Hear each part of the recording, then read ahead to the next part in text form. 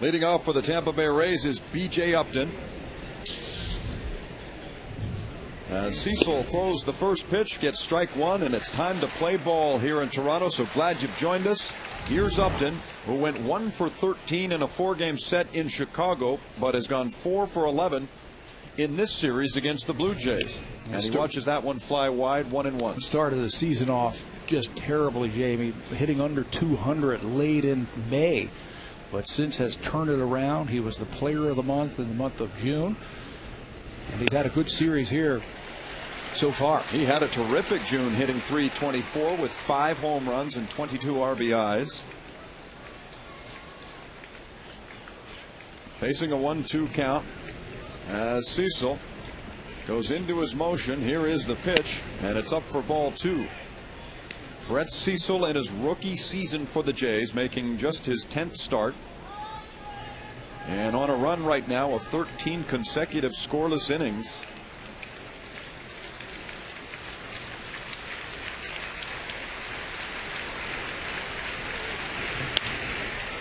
If there's a cause for concern right now with Brett Cecil, Pat, it's the fact that in his last 3 starts, he's walked 11 batters. Yeah, he's given up some base runners, but he's been able to get his way out of it, and that is a very good sign for the Blue Jays when a young pitcher can get himself in trouble, find his way out of it.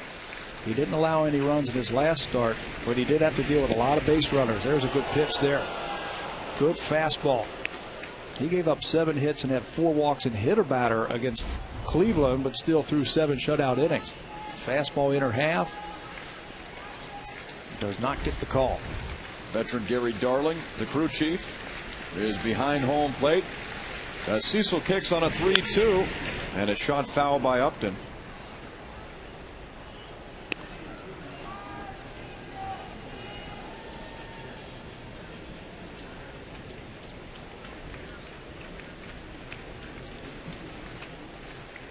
In his last start against Cleveland, he struck out a career-high 9. Looking for a K here against B.J. Upton, and he gets it. Pulls the string and gets the strikeout for out number 1. Got a way to pick up where you left off. Confidence in that changeup. Hard stuff early. Changeup late. He gets a strikeout of B.J. Upton. In that Cleveland game, he threw 108 pitches, 67 of them for strikes. So his last 2 have been good. The Baltimore start right before the All-Star break and his first start after the break. Picked up a 2-0 win over the Orioles. A no decision against Cleveland. And now faces Tampa Bay as he gets a strike on Carl Crawford.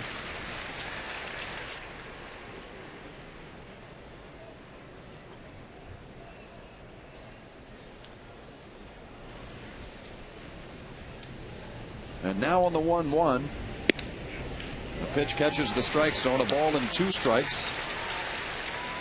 And Cecil's 2 outings post All-Star break come on the heels of a disaster in New York, in which he lasted just 3 2/3, gave up 7 earned runs. Perhaps the rest did him well. He collects himself on 1-2, brings it inside at the belt on Crawford. It's 2 balls and 2 strikes.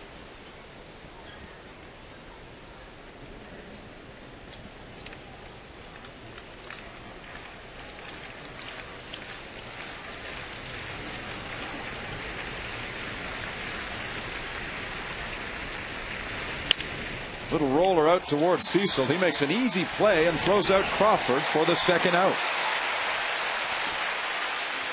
Here's how they'll line up this afternoon for Brett Cecil. Joe Inglet makes his 2nd start in left field since being recalled just a couple of days ago. The inner defense has been good. We've seen them all year long. Roland, Scudero, Hill, and Overbay, 3rd to 1st in the infield, and the veteran Rob Barajas again behind the plate will catch the rookie Cecil.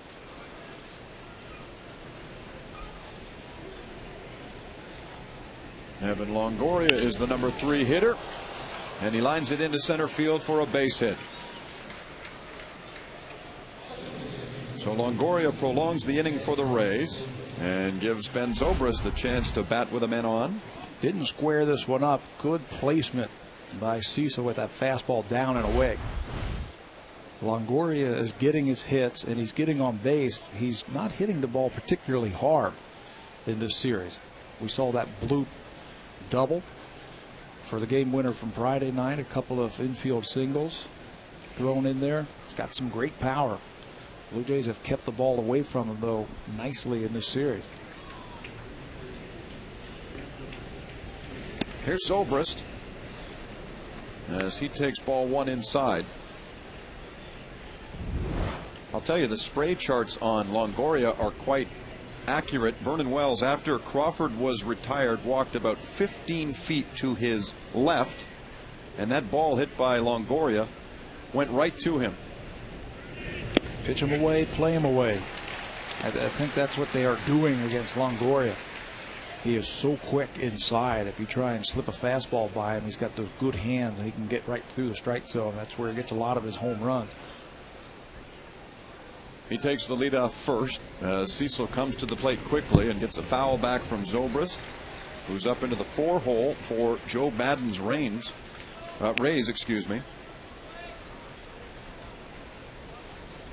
So 3 times in the last 6 games, Zobrist has hit 4th. He figures the last time he was in a position like this prior to this last week was while playing in Class A.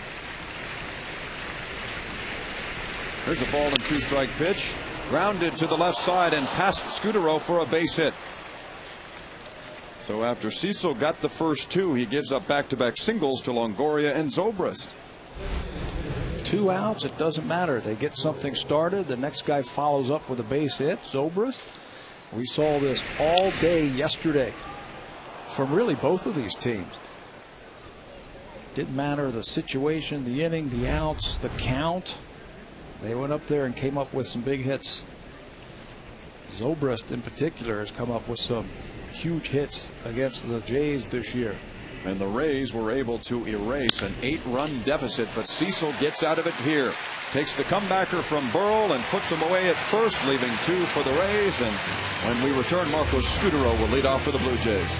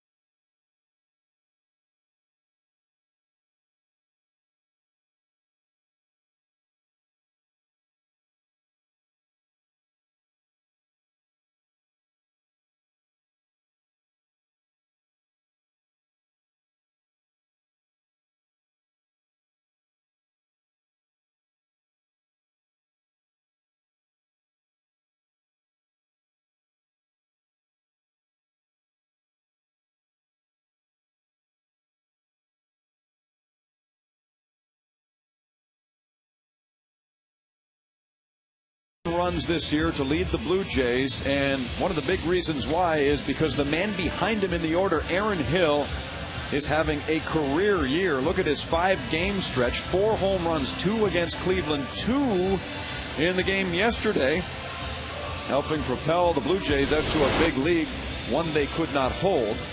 And so they'll look for a little more power from their number 2 hitter against a guy having a terrific rookie season in Jeff Neiman. Yeah, won his 9th game, his last time out, lasted 8 innings, allowing 2 runs, 8 hits while striking out 7. Big key for him, he did not walk anybody in that game against Chicago. He kept his team in the ballgame long enough for the Rays to do what they do best, and that is come from behind to win in the 9th inning. The defense for the Tampa Bay Rays this afternoon, they're playing better. Defense, when they do not commit an error, they're 37-19 this year. Crawford, Upton, and Kapler will form the outfield. Pena, Zobrist, Bartlett, and Longoria very good on the inner defense. And Diana Navarro, with the left-hander on the mound, does the catching again this afternoon. Marco Scutaro is the first batter for the Blue Jays. Here is big Jeff Neiman dealing the first pitch inside. Big indeed. Neiman stands 6'9" and weighs 280 pounds. He has won a career-high 5 straight decisions.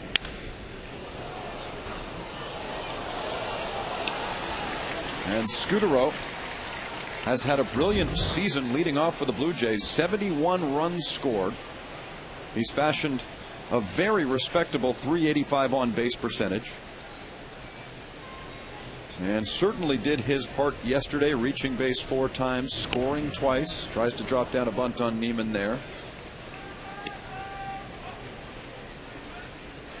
Neiman looks like he could have made a career as a tight end in the National Football League. He lost out on the final spot on his high school basketball team to some guy named Emeka Okafor, who I believe became a #1 overall pick in the NBA. He was pretty good. I mean, he didn't even make his team. Didn't make the team. Must have been a pretty good high school team. Time to transfer. 6'9". You were talking about tight end. How about left tackle? He's athletic enough and big enough, but he has really come into his own this year as a pitcher. Just 26 years old, making his 18th start. He is in a battle here with Marco Scutaro, and he gets him swinging. Tosses that breaking ball off the plate and gets a strikeout for out #1 as we look at a scouting report on the big right-hander. Well, he's getting in sync, Jamie, in his delivery. You talked about the size and how big he is. He's getting in sync, meaning all those moving parts are staying together. Talked to Joe Madden. He said the key to him is throwing strikes with the curveball. We saw it right there to get Marco Scutaro, and he's very confident right now pitching. I believe that the confidence that is just growing and growing in this youngster really shows in the way that he has been pitching. Right now, he faces the Blue Jays' most dangerous hitter, Aaron Hill, who takes a strike to even the count. Yesterday, Hill hit 2 home runs and now has 24 on the year, 1 short of the league lead held by Carlos Pena and Mark Teixeira. There's a broken bat, bouncer out to second, picked up by Zobrist. He fires to first, and Aaron will need a new bat when he comes to the plate next. When you see Neiman throw, looks like he has one of those big, heavy fastballs that he can get in on the fists. Shatters Aaron Hill's bat. That ball is just barreling in on the inner half. Zobrist stays under control and makes the play. Aaron only knows one speed, too. Look at him coming out of that box quickly in case something were to happen. He plays the game the right way. And you know, the right way to play the game is don't take anything for granted. 2 gone, and now Adam Lind hitting from the left side, takes a ball from Neiman.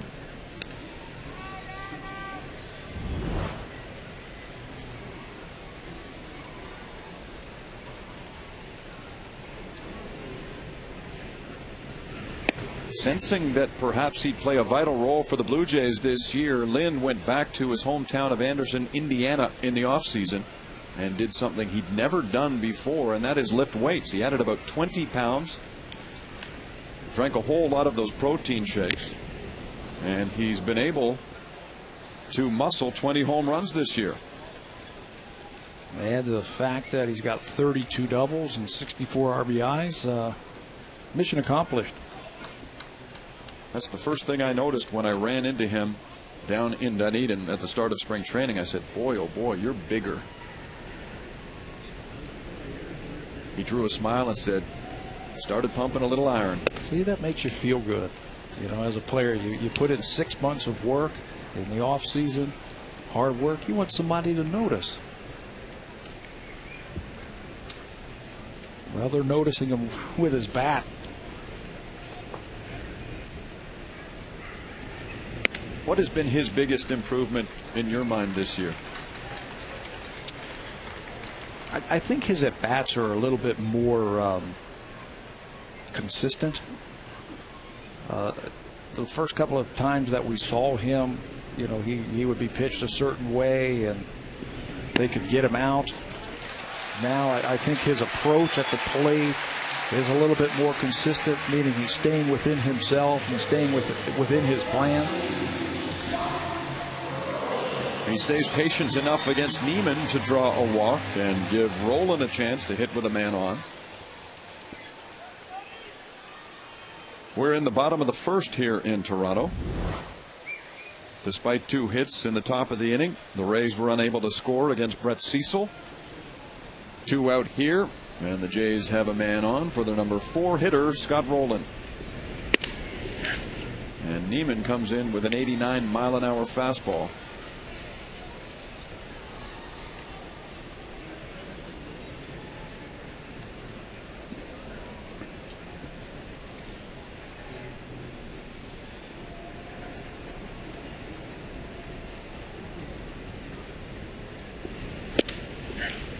And now greets Rolen with another. 2 strikes on Rolen.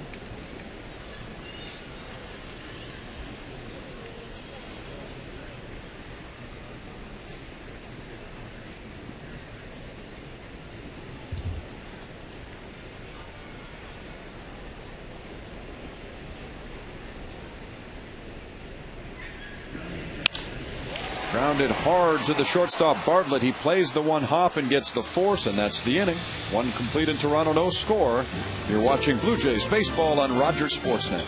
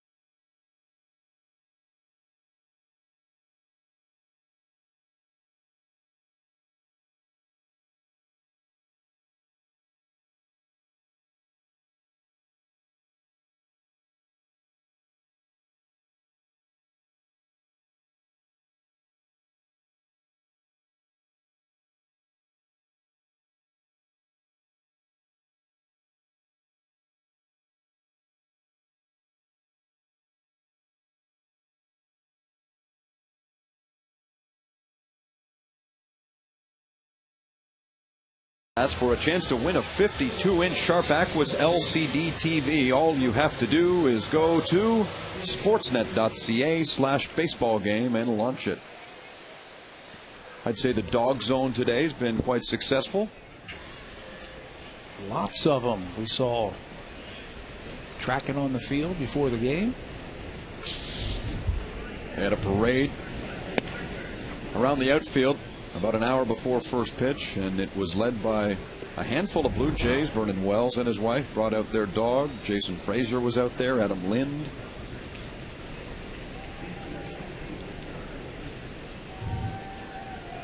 Here's the second inning, and Carlos Pena. Pena is a very intense guy, and we talked a little bit about him being dropped down in the order, flip-flopping with Pat Burrell, now hitting 6th. Joe Matt and the manager of Tampa had a little chat with him and said, you know what, I want to take a little pressure off. I want to drop you down a little bit.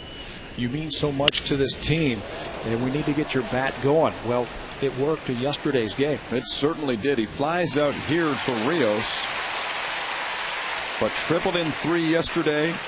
Hit the 9th inning solo home run that brought the game to within 1. And so Pena's heating up as we look at some of the four-legged balls of fur that made it onto the field. Whoa. That was a beautiful looking dog. Mm-hmm. Look at that one. My goodness.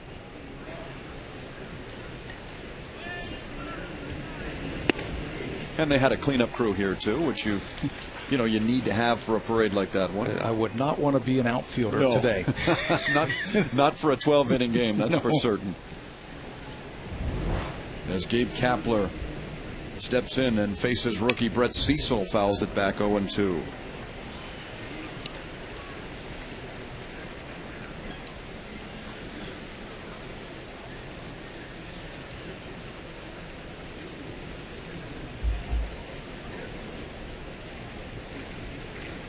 Here's the rookie, and he misses on a pitch inside on Kapler. 1 ball and 2 strikes. I like how they're moving around back there, the catchers. The last few times that Brett Cecil has been on the mound, they're trying to bust him with fastballs in and then use that changeup against the right-handers. That one's hit in the air. When he throws it for strikes, he's got those batters just off balance enough to get outs. He seemed to miss his location on that pitch, but was able to hit a high fly ball out of Kapler, and as a result, there are 2 away. Yeah, but the timing. Watch how Kapler, remember, he's got fastball on his mind from that last pitch. The timing is not there. He wanted it down and away, but when you mess with a hitter's timing, you get him out front a little bit, and you get an easy fly ball to left field.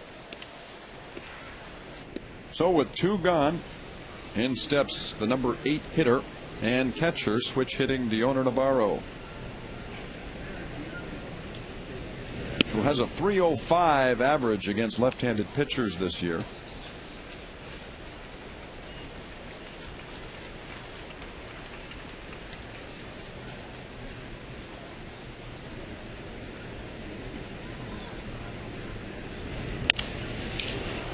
Navarro to right field. 3 fly outs for Cecil and the Blue Jays. And in the bottom of the 2nd inning, Vernon Wells will see Jeff Beeman first.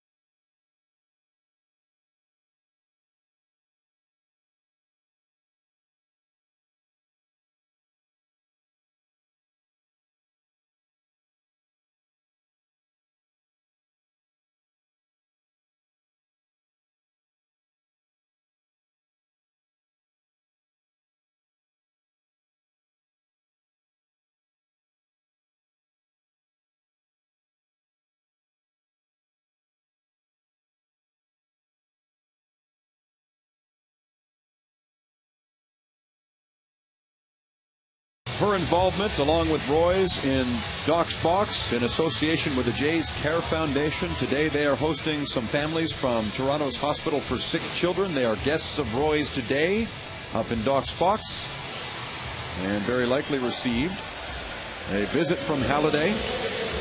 In full uniform. In full uniform just before the game. And so surely the kids are thrilled at getting a chance to be guests of Roy Halladay, and we're thrilled to tell you that he is scheduled to pitch on Wednesday in Seattle. He's right in the probables, so assuming nothing changes between now and then, as you look at some of the guests of Roy's up there in the box, you will be able to see him pitch in Seattle against the Mariners for the Blue Jays on Wednesday, and you'll see it on Rogers Sportsnet. Got a chance too, as that ball is skied into the outfield. Watching after our game, after our game, they were talking about Halladay exclusively because the Phillies were on the MLB Game of the Week yesterday. And there's the probables. Halladay is scheduled to go against Ryan Rowland-Smith on Wednesday. Ricky Romero gets the start tomorrow night. Mark Sibchinski Tuesday. Halladay on Wednesday in the afternoon game, and then Thursday is an off day. And that's why you've seen Brian Talent in and out of the rotation. Chances are they'll simply skip Talent again and bring the man on the mound today, Brett Cecil, back in the first game in Oakland.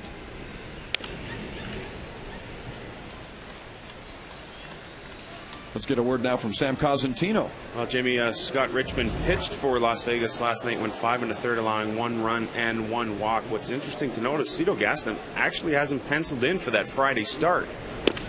So we'll see if that comes to fruition. As I mentioned, it's penciled in and not penned in at this point. All right, well, so that can be erased then if it's in by pencil. So we'll slot Richmond in for Friday in Oakland, and perhaps Cecil would go on Saturday. And of course, that was the scene of, to this point, his finest major league outing when he threw 8 shutout innings against the A's earlier this year. Here's Jeff Neiman getting a ground ball foul from Alex Rios. And Pat, if you ask the average baseball fan who leads the Tampa Bay Rays in wins, they might not be able to come up with an answer. Yeah, it's Neiman with his 9 wins. You might guess Shields. Shields has pitched really well, just doesn't get any runs. Same thing with Garza. Kazmir has been the ace of the staff for a few years. He's made a couple of all-star teams. Neiman on 3-2 facing Rios. Here's the pitch, and it's aired out down the right field line. Kapler coming in from his position in right field, and he makes the catch.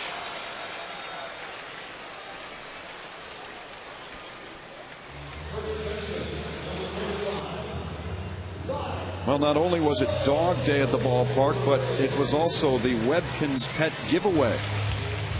And they gave out 5,000 of these at the gates to the first 5,000 under the age of 15.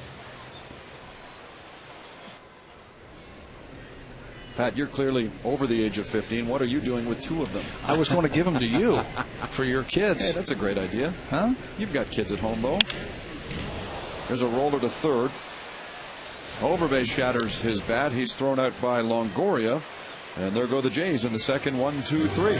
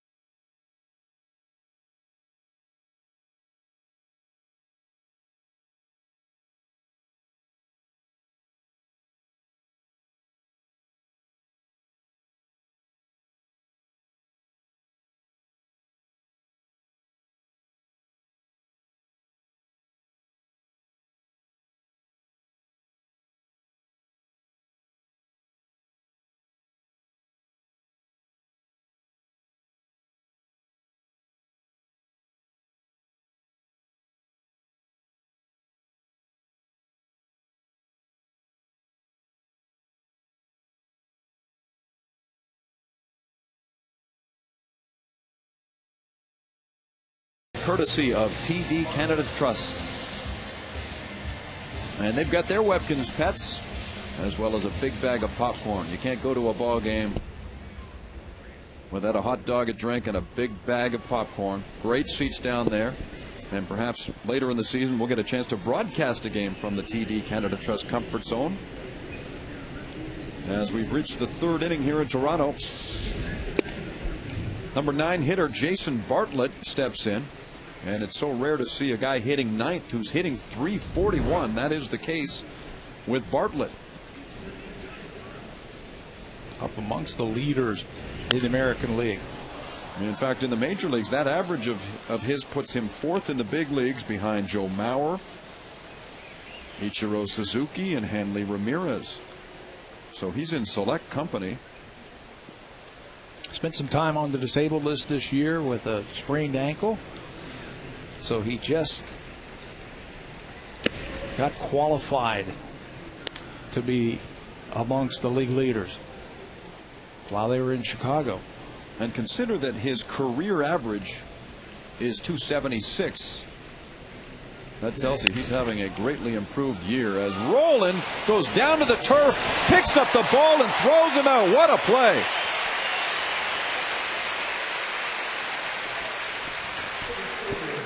This is starting to become routine for the infield for the Jays. Rolen very quick at third base.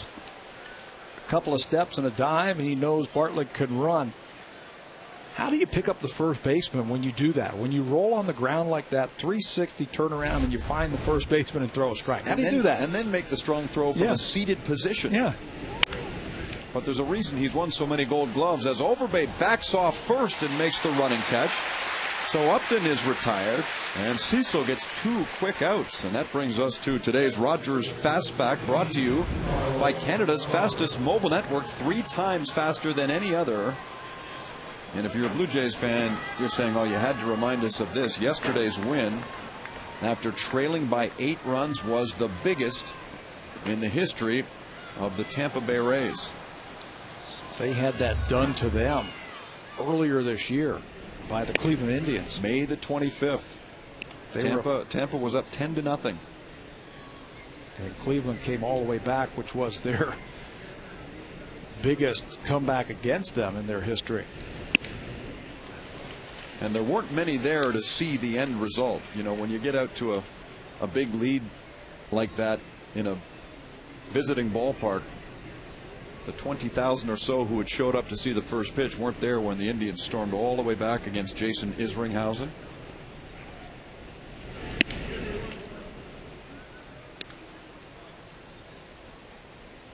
Carl Crawford is 0 for 1 as he faces Brett Cecil. Cecil has now retired 6 straight batters after giving up Ben Zobrist's 2-out single in the first inning. And he gets a swing there from Crawford.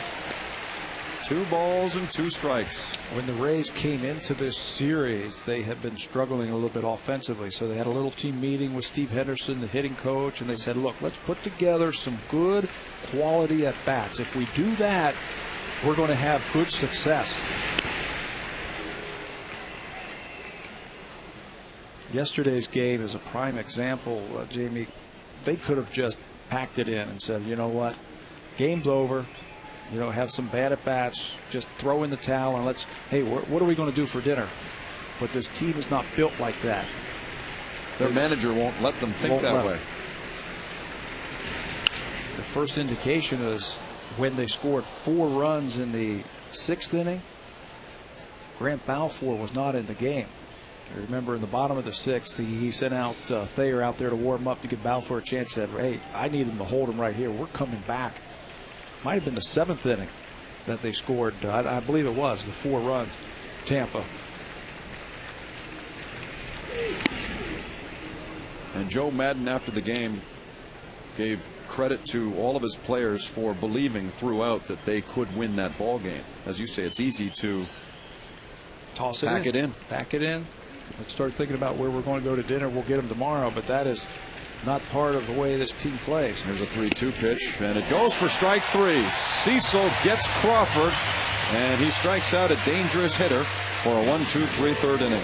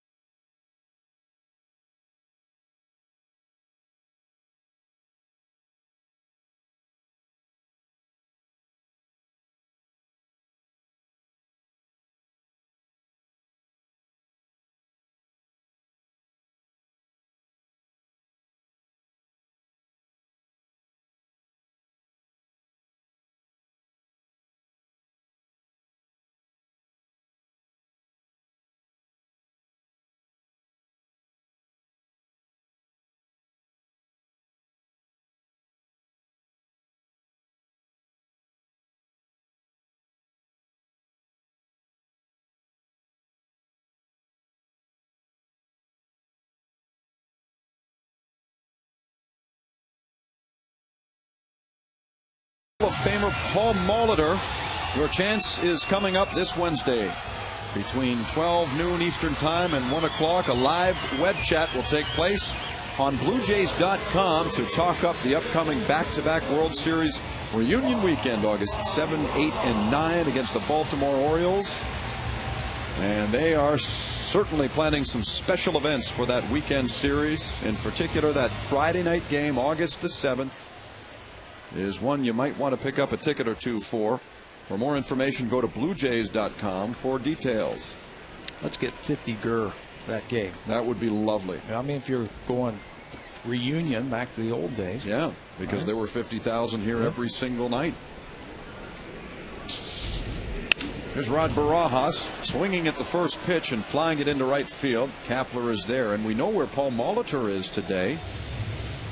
He's with 50 other Hall of Famers at the induction ceremony, as Ricky Henderson and Jim Rice are going into the Hall of Fame. Joe Gordon, a longtime New York Yankee, goes in posthumously. And richly deserved, the Ford C. Frick Award goes to Tony Kubek, who longtime Blue Jay fans will remember with a smile. He was one heck of a broadcaster, a good ball player, yeah, and a tremendous broadcaster. Tremendous guy. Doesn't talk about baseball that much anymore, and hasn't for years because of the '94 strike. I think that really turned him off.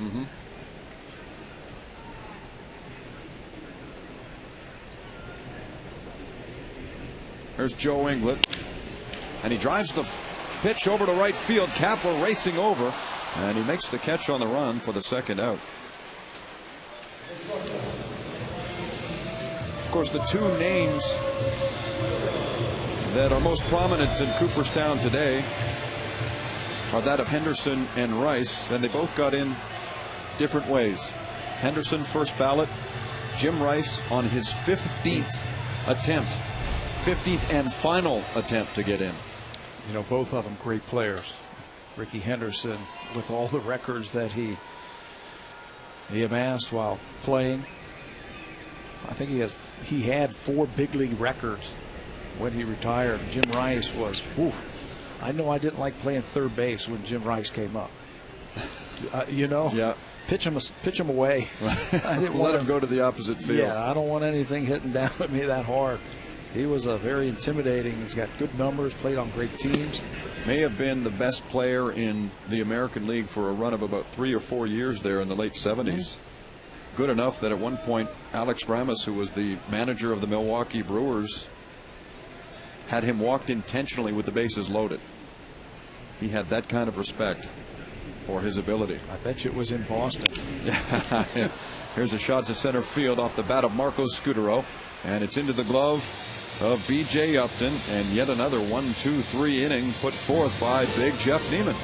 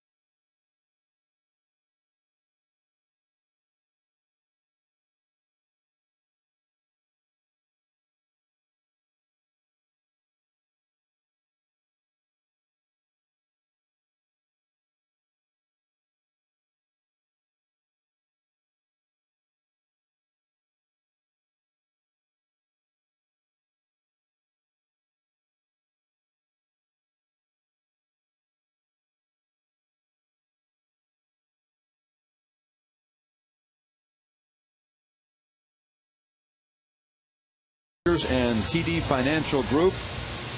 There'll be a pregame ceremony prior to the game on the 7th of August against Baltimore. For ticket information, please call the box office 416-341-1234. There'll be autograph signing sessions. You can meet your favorite players like Joe Carter and Jack Morris, Pat Henkin, Paul Molitor, Pat Tabler, Pat Borders, in fact, will be around as well. So it's nice to see the guys from 92 and 93 coming back to this building, where the Blue Jays are 47-51 on the year. They've lost their last 2 to the Tampa Bay Rays. Longoria, Zobrist, and Burrow coming up against rookie Brett Cecil.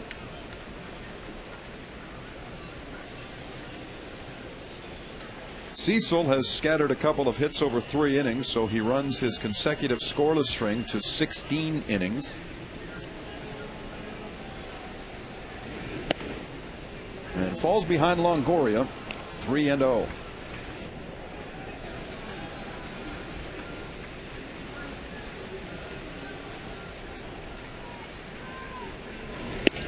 Sports Illustrated came out with a list of the top 100 best current players, and the Rays had 5 players on that list. Evan Longoria led that with number 15, rated the 15th best player playing today.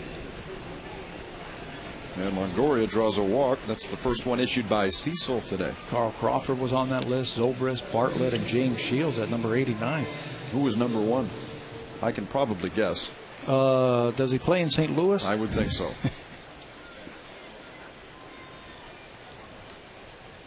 That would be my guess. Lead man aboard here in the 4th for Ben Zobrist.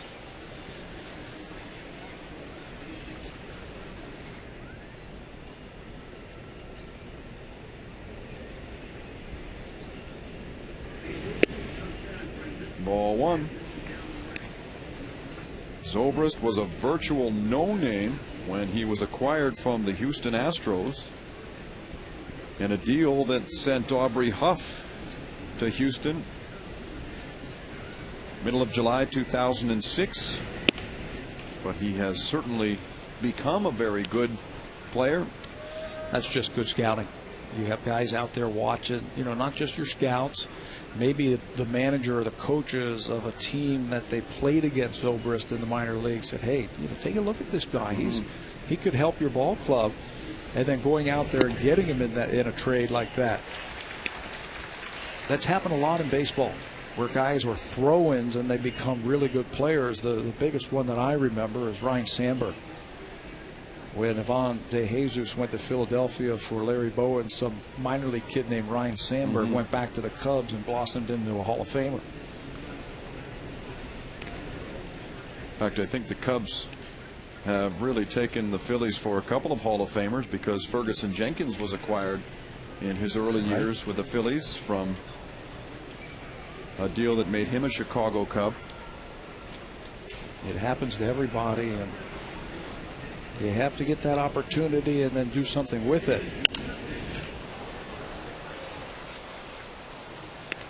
Scouts have done a good job in acquiring talent for this organization. Look how they have been built through the draft, the Tampa Bay Rays. Talked about Upton yesterday, 2nd overall. Delman Young was 1st overall the next year. There's Neiman. It took him a while to get here, but now at 26 years old, seems to have found it. Everything is clicking. Now, these are high picks. I mean, those are some bad teams and some bad years right there, and they have taken full advantage of where they were picking in the draft. You're never guaranteed to click on a top 5 pick. Right. But just looking at those names, the Rays have done well. They missed on Dewan Brazelton. Who was a number 3 overall and is now out of baseball. If he didn't get hurt, Rocco Baldelli was a very high pick. Josh Hamilton was number 1 overall, and certain things can happen to players, injuries or other problems like that. I mean, you've had to play some really bad baseball to get those high picks. Key is you got to cash in on them. Here's a high draft pick working for the Blue Jays right now. And struggling in the fourth inning after a walk to Longoria. He's issued a 3-2 to Ben Zobrist, so the payoff from Cecil is on the way. And there's a ground ball for Scudero. He tosses to Hill. Hill to Overbay, and they get the double play. The two of them have played so well together this year. They are getting more comfortable as the season wears on. Scudero knows where he wants that ball thrown. Right on the outer half, so Aaron Hill can use that bag, puts his left foot on it, then he can use it as a defender. See how the base runner, Longoria's got to go over the bag to try and get him, and he doesn't even touch him.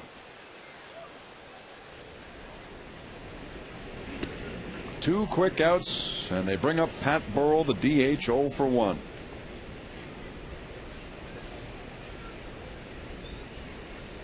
This is a new combination of middle infielders, new this year for the most part, because as you recall last year, as the pitch is down to Burrell, Hill started the year at second with David Eckstein. David Eckstein, right. Playing shortstop most days. In fact, it was Eckstein who Hill collided with in Oakland when his season came to an end. And then Marco Scudero ended up playing second base for the longest time after Aaron Hill went out. He did. Started out the year playing third. Yep.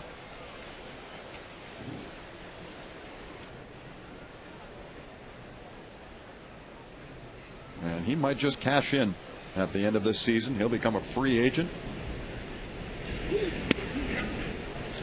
2-2. So he's having a good year at a good time, but he's getting the opportunity to play, and that's the key. Yeah, you got to play. You got to get your chances, play consistently. He's doing everything, defensive, offensively, base running, leaders. We've watched him a couple of times on this homestand, his little routine before the game, keeping everybody loose and keeping everybody ready. Well, Brett Cecil is loose, and he is ready. He will end the fourth inning with his third strikeout, getting a dangerous Pat Burrell. We are scoreless heading to the bottom of the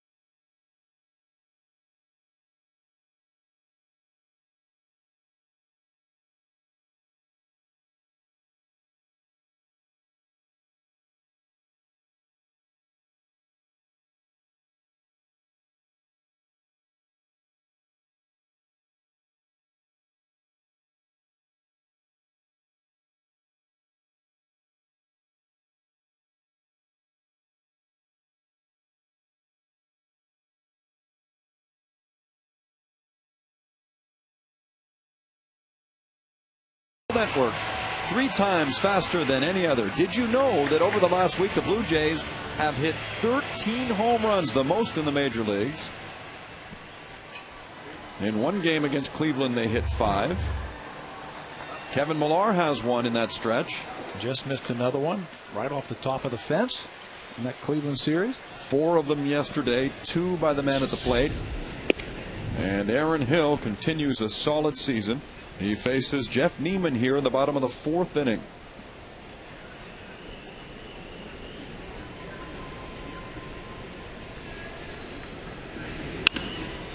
I cannot forget a conversation I had with Aaron at the end of last year talking about the missed season. And we discussed things that he missed most about being out. It wasn't necessarily being away from teammates. It wasn't necessarily missing out on playing the game every day. It was the fact that he felt he was not justifying his salary by not being there, by not contributing, as he gets a base hit to right field. The first off of Neiman today. You don't he felt hear that. he wasn't doing his part and earning his salary by being on the disabled list. He's earning it now. He certainly is. You pitch him inside, he'll yank it over the wall for a home run. You pitch him away, stays on it. That's good plate coverage. That's where this ball is. Down and away, and he can still reach it and do something with it. Singling in the right field. He chats with a teammate from the recent All-Star game, Carlos Pena, at first. So Hill is on with a leadoff single, and Adam Lynn comes up. He walked in the first inning, swings at the first pitch and misses, strike one.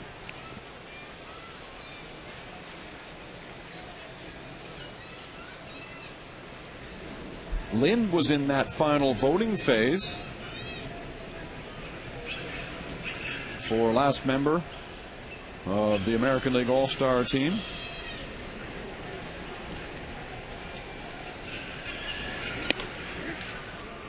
We were down in Tampa, and both of these teams were trying to get their players into the All-Star game. With that one last vote, T-shirts were made for Adam Lynn, and the players wore them. Vote for Lynn. Carlos Pena was also one of those players. And he got the trip, but only because Dustin Pedroia backed out at the last minute. The man who actually won the voting was Brandon Inge of the Detroit Tigers. Joe Madden says that his pitcher today, Jeff Neiman, is in a good place right now. Explain how the big right-hander is really coming of age. Ground ball, and Hill does a wonderful job in avoiding that baseball as Lynn singles to the right side. That's just a two-strike hanging curveball. Talked about it in the scouting report that the curveball he's got to throw for strikes, but this one he hangs over the middle of the plate. Good chance for Lynn to rip it to the right side. Watch Aaron Hill have to freeze just for a second to let that ball go by. So no thoughts of going first to third as Kapler gets the ball back in quickly.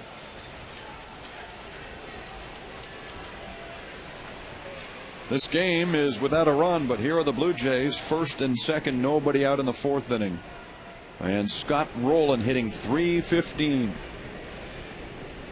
Faces the big right-hander Jeff Neiman. First pitch is shot foul. Rowland in the first, grounded into an inning-ending fielder's choice.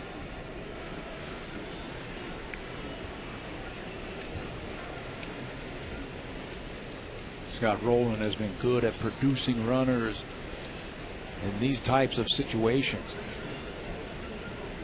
Maybe the power isn't there, just 7 home runs, but his production is still there, driving in runs.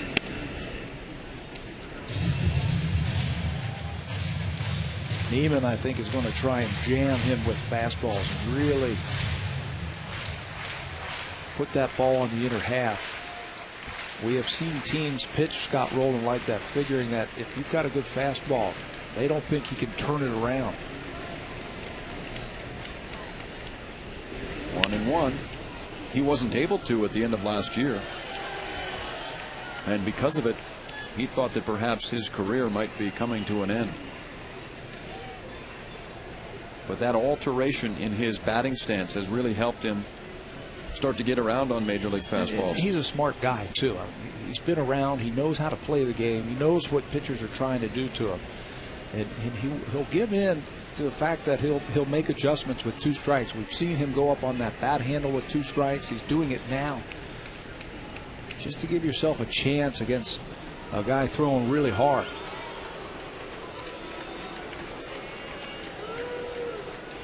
Just choke up a little bit. Shorten your swing. Track the ball just a little bit longer. He's come up with a lot of 2-strike hits this year. Neiman checks the runner, comes to the plate. Once again, Rowland gets a piece.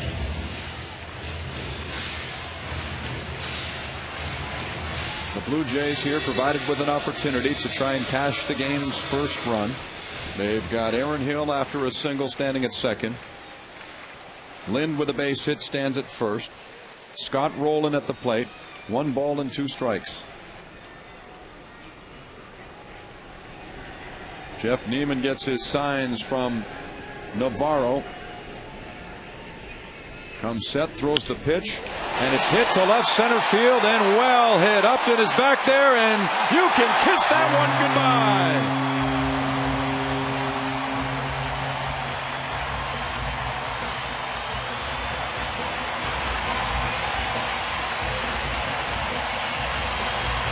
Who's hit the most home runs in the last week? The Blue Jays? There's an example. Fastball, fastball, fastball, breaking ball. Mistake over the middle of the plate. Look at the reaction from the catcher, Navarro. He looks right into the dugout, can't believe it. Home run number 8, RBIs, 38, 39, and 40.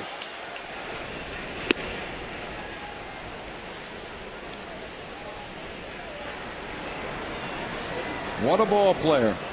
Scott Rowland puts the Jays on top 3-0. And Vernon Wells follows, falling behind 0-2. So the home runs keep coming here for the Blue Jays, as this one is popped up and fouled back. That matched up nicely with our fast fact, didn't Yes, it? it did. Huh? 13 home runs, make it 14 now in the last week. It's just a shame none of them have come in extra innings in the last 2 games. 0-2 pitch, and Wells goes after it. It's about 3 feet off the plate, too. You know, I just don't think he is seeing the ball. If you're not seeing the ball, you start swinging at pitches like this. This one's in the other batter's box. Watch this from the overhead. Vernon just doesn't get that front foot down, and he's ready to swing the bat. He's not seeing it. Got to start a little bit earlier. Inside on Alex Rios for ball 1.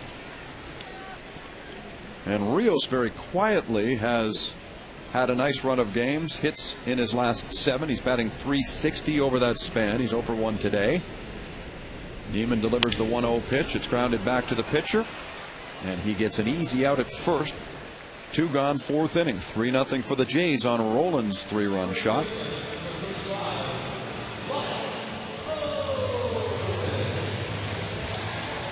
And Lyle Overbay now, whose last home run came over a month ago, June the 21st in Washington. He's in a bit of a slide right now. 0 for his last 13. Yeah, he went 3 for 4 the day after the All-Star break, and then 3 for 7 in the following 2 games. But then has lost his stroke again. Time to find it.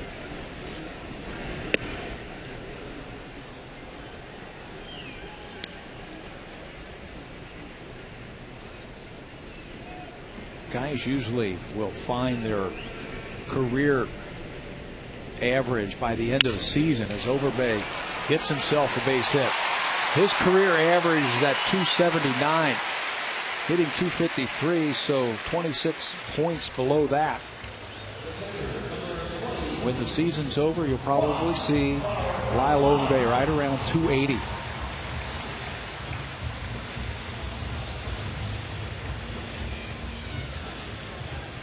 He's able to get a 2-out base hit against Neiman. Keeps the inning alive for the Blue Jays, and it brings up catcher Rod Barajas 0 for 1.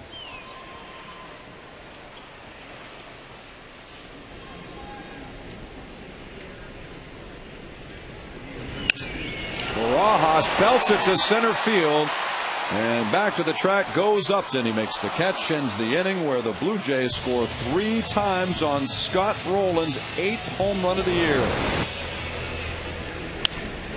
Dead center field, and the Jays lead the Rays. You're watching Blue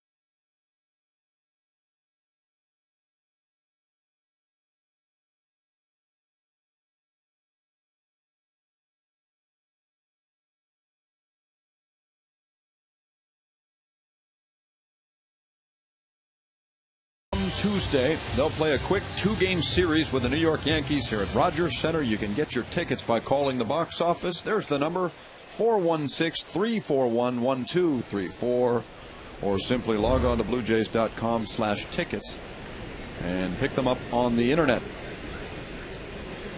Jamie Campbell is with Pat Tabler today. Sam Cosentino is here as well. As always, we're joined in the booth by our Sportsnet.ca columnist and statistician Scott Carson. And we hope you're enjoying this one on Rogers Sportsnet. It's the Blue Jays 3, Tampa Bay no score. Carlos Pena is the hitter now.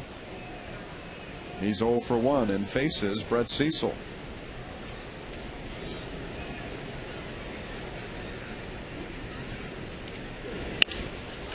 Ball hit high in the air down the right field line, and it curves out of play. Let's bring in Sam now for a word. Sam, take it away. Well, Jamie, Cito Gaston brought up the possibility of the Blue Jays moving to a 6-man rotation, quite possibly when they return from that West Coast road trip. The reason being a lot of young arms, and they don't want the innings to build up. You look at Cecil's around 105 innings, Richmond at 90 when he gets back into the rotations, Zepchinski 110 combined innings, and Ricky Romero at 105 2/3. And so all of those guys, I don't think they want them much more than that 140, 150 mark. And we kind of knew this was coming as Cecil strikes out Pena looking. And that's why perhaps the return of Sean Markham will certainly aid this club. He may in fact be back in the rotation by the time the Blue Jays get back and begin that homestand with the Yankees a week from Tuesday. Getting stronger and stronger. I think that's a good idea. You have to protect young pitchers' arms. A lot of these guys would not be here if not for injuries. So they're learning on the job, but they're also putting, I think, a little bit extra stress on their arms, trying to get through big league batting lineups. Minor leagues, you know, the bottom of the orders, a lot of times they aren't very good, and you can kind of not have your best stuff and get by it. Not up here.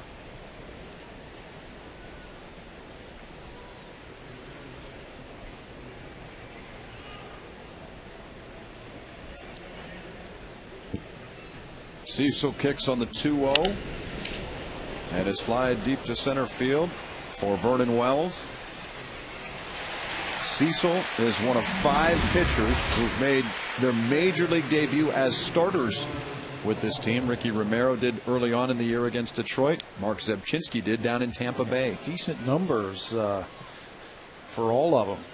Winning records for Cecil and Romero. They also are averaging, each one of these 3, 7 strikeouts per 9 innings, more than 7 strikeouts per 9 innings. So that puts a lot of pressure on your arm also to get all those strikeouts. So it's been fun to watch the 3 of them pitch, learn how to pitch, get better. Each of them have had their time where they got knocked around, but they've come back and they have learned something from that, and they've made themselves better pitchers. Navarro hits this one high and deep to left field, and here is England right at the wall to make the catch. It came oh so close, but it stays in the yard, and as a result, Brett Cecil gets a 1-2-3 5th inning.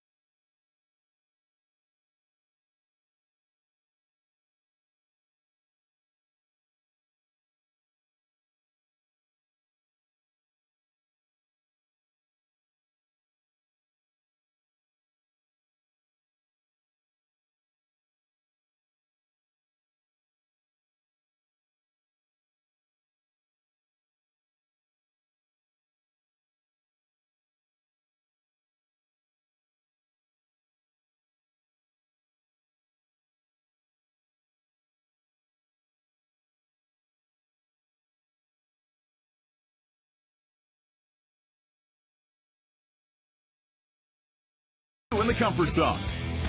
Log on to BlueJays.com for your chance to win an all-expense-paid trip to see the Jays in comfort. TD Canada Trust, putting you in the comfort zone.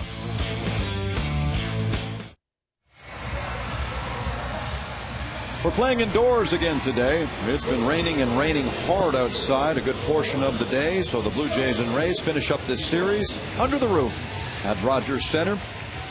And in the last of the fifth inning, number 9 hitter Joe Inglet comes to the plate first against rookie Jeff Neiman.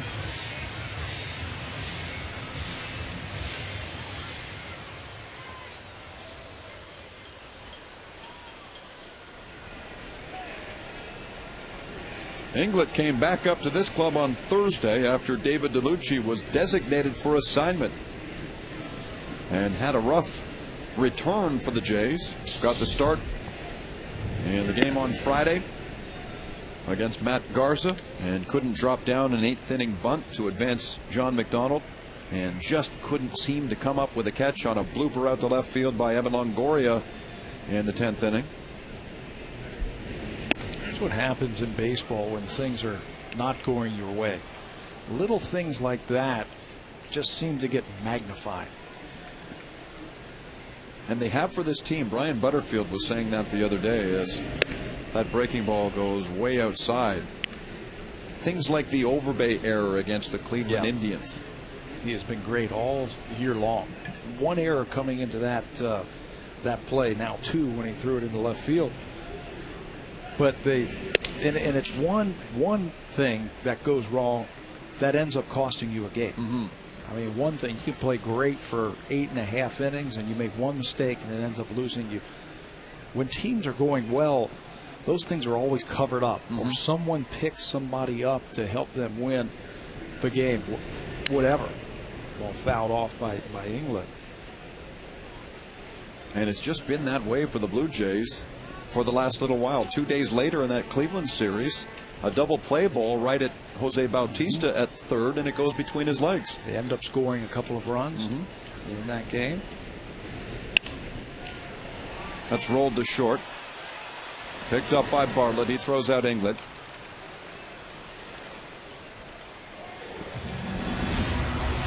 And it doesn't get any easier, Jamie, for the Blue Jays.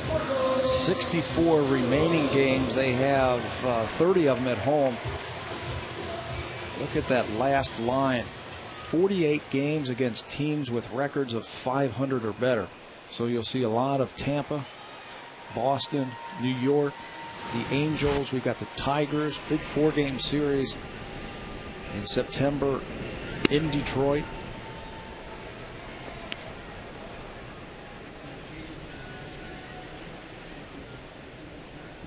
One away from Marco Scutaro now. Scutaro is 0 for 2.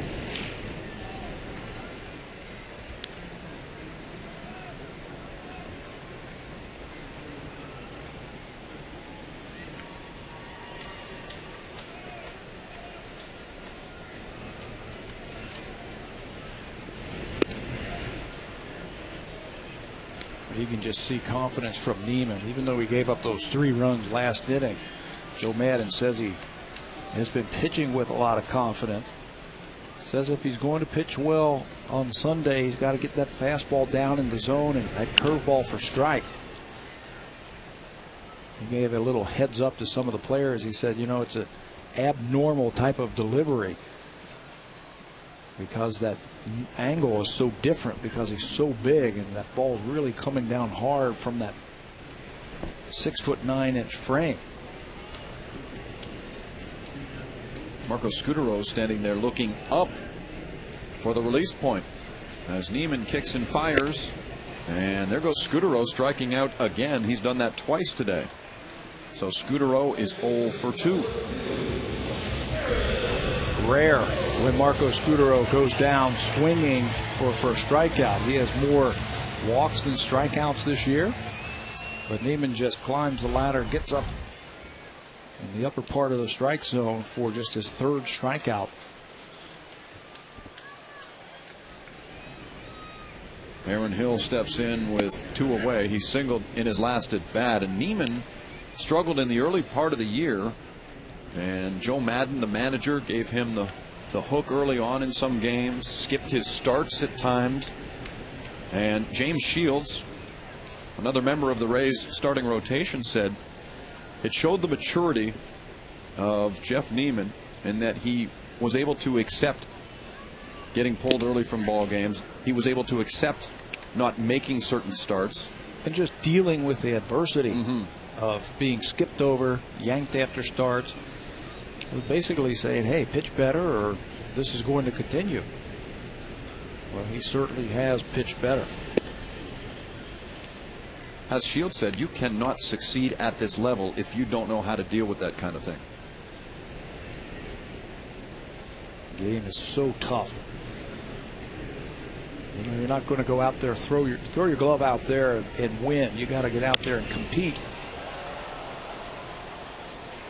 Right now, in the last of the 5th inning, the Blue Jays enjoy a 3-0 lead. They got their 3 runs in the 4th after Hill singled to the opposite field. Adam Lind pushed Hill up to second with a base hit, and Scott Rowland hit his 8th home run deep to center field. 3-0 Toronto, the 1-2 pitch, well off the plate. He went around that curveball instead of staying on top of it. You can see from that release point how he was on the side of that curveball. It's the whole key, I think, to his success. Throwing that curveball for strikes. Got plenty of fastball. Bartlett throws out Hill. And the Jays go in order here in the 5th. After 5, it's the Blue Jays 3 and the Rays no score.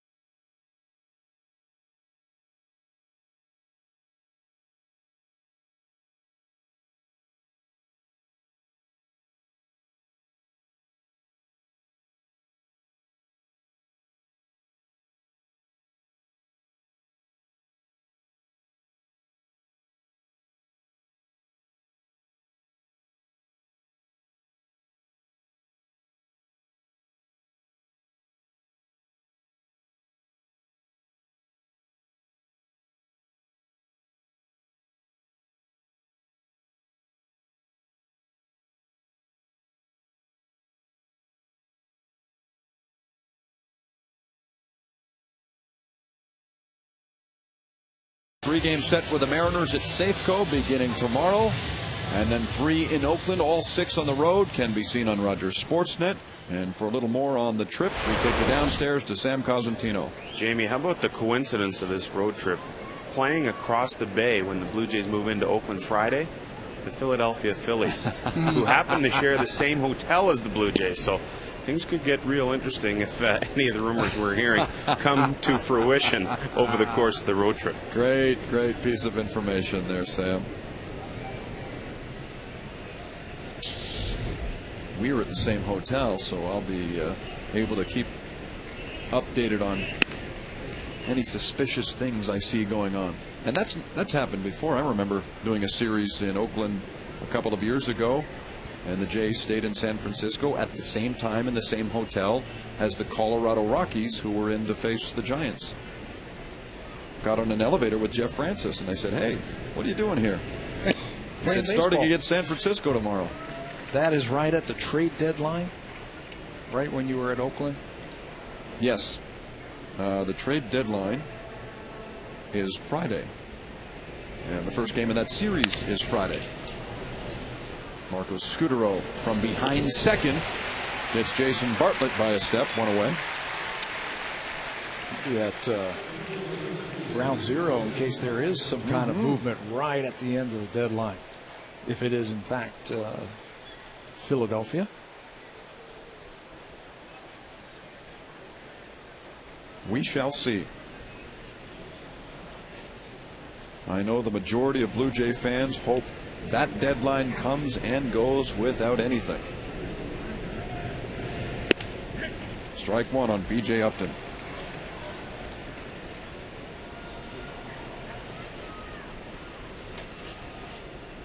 Upton is 0 for 2, a strikeout victim in the first. He popped out in the third. Falls behind 0-2 here.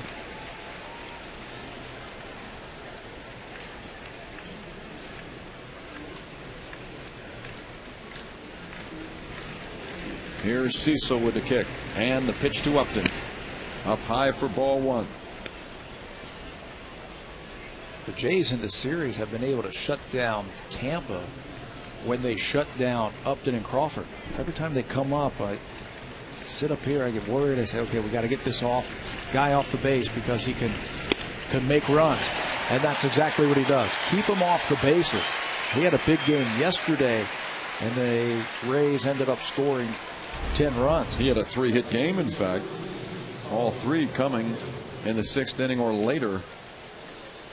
When they did all their damage. Yes.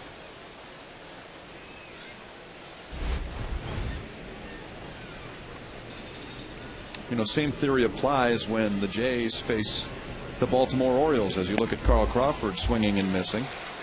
Remember that sweep in early May when the Blue Jays took 3 from Baltimore here at Rogers Center, and their leadoff hitter, Brian Roberts, went 0 for 15 in the series. The top of their lineup was so tough at that time, they just shut them all down. Here's a belt to center field by Crawford. Wells turns and watches this one go. A solo shot for Crawford, and he puts the Rays on the board with 2 out.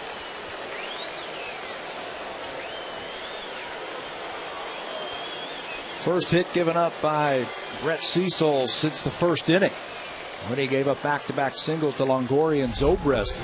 Like a breaking ball in the middle of the plate. Rob Barajas wants that one down and away, and it just moves over the middle of the dish. Double figures now for Carl Crawford in home runs. What a weapon he is, power and speed.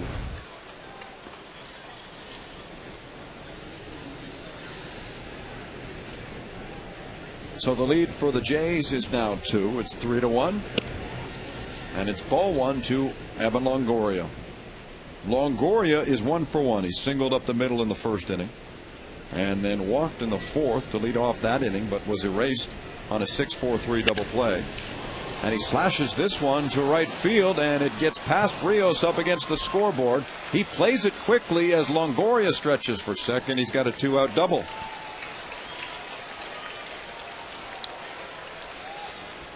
That was a line drive about 375 feet.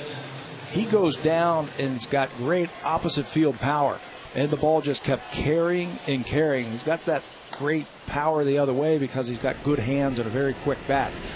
Watch where this ball hits on a line off the base of the wall in right center field. That was a line drive that just kept carrying. He is on base now for the 3rd time. You can never count these Rays out. They have proved it all season long. They stormed back after trailing by 8 runs yesterday. There was absolutely nothing cozy about a 3-run lead when you face this team. They've chopped it to 2 now on the home run by Crawford. Longoria is in scoring position. Here's Ben Zobrist. He's 1 for 2. And Cecil faces a 2-0 count.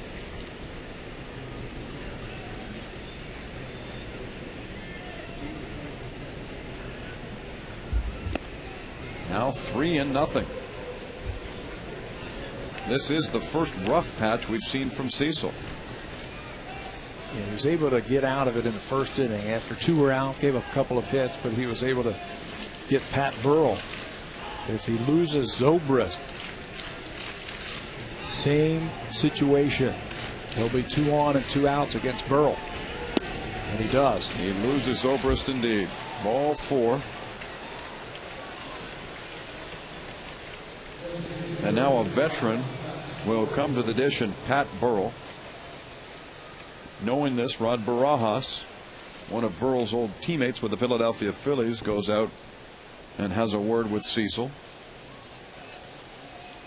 One of the things that they wanted to do, the Tampa Bay Rays, in the offseason, as you look at the numbers for Cecil, as you go first time, second time, and now third time through the lineup, this is it. The batters are hitting .368 against them. They wanted to add a right-handed bat with some power, some threat, and some RBIs. He's had a couple of seasons in his career where he's driven over 100. Last time he did that was in 2005 for Philadelphia. Well, Cecil starts him with a strike. This is an important meeting here for Cecil. 2 gone in the 6th inning. Though 2 on for the Rays, and Burrell standing in there. Here's the 0-1 pitch. Down and in for ball 1. Burrell with 6 home runs, 2 on this road trip, 1 in Kansas City, 1 in Chicago. So over his career, he has now hit home runs in 30 different stadiums.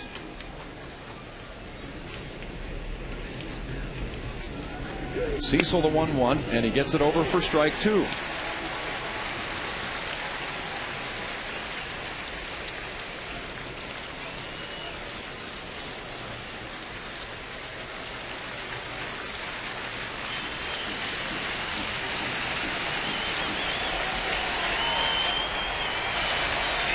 Barajas runs through the sign. Cecil is set. And here comes the 1-2 pitch, and he got him. Strikes him out and leaves 2 aboard. Nice performance by the rookie here in the 6th. After the Crawford home run, the Longoria double, he walked Zobrist, but left both men on base.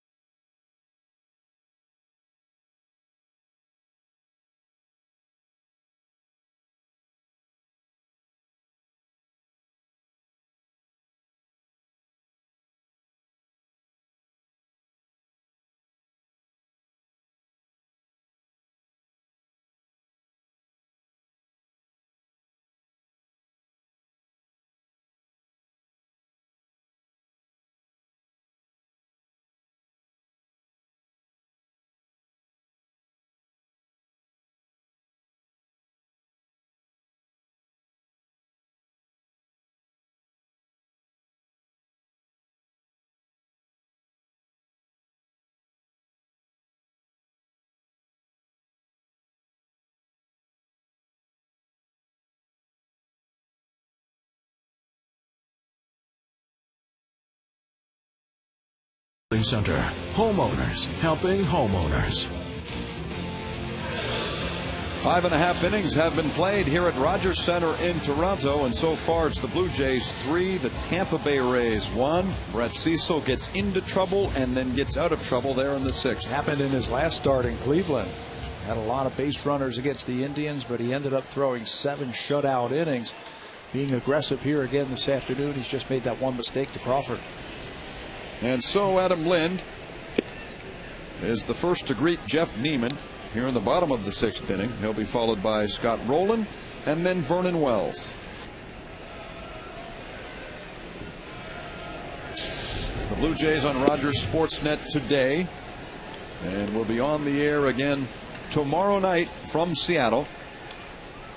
Join us for Jays Connected at 9:30 Eastern Time, 6:30 p.m. Pacific. Ricky Romero goes up against Felix Hernandez as Lynn slashes the ball. An attempt there by Crawford. He can't dive and make the catch, so Adam Lynn has a double to lead off the Jays half of the sixth. Carl Crawford might be the finest fielding left fielder in the American League. He's got great closing speed. He's got a good, accurate arm. He can go get it to the fence. When Adam Lynn hit this ball, I thought for sure it was extra bases easily. He almost comes up with it. Dives to the glove side, the ball slicing away from him. He almost comes up with a circus catch by Crawford off the heel of his glove. He was there. Adam Lynn certainly will take it. That's a leadoff double. And so with that, as Rowland drives this ball to left field, a base hit, and Lind is held at third. The Blue Jays have now successfully doubled in 29 consecutive games.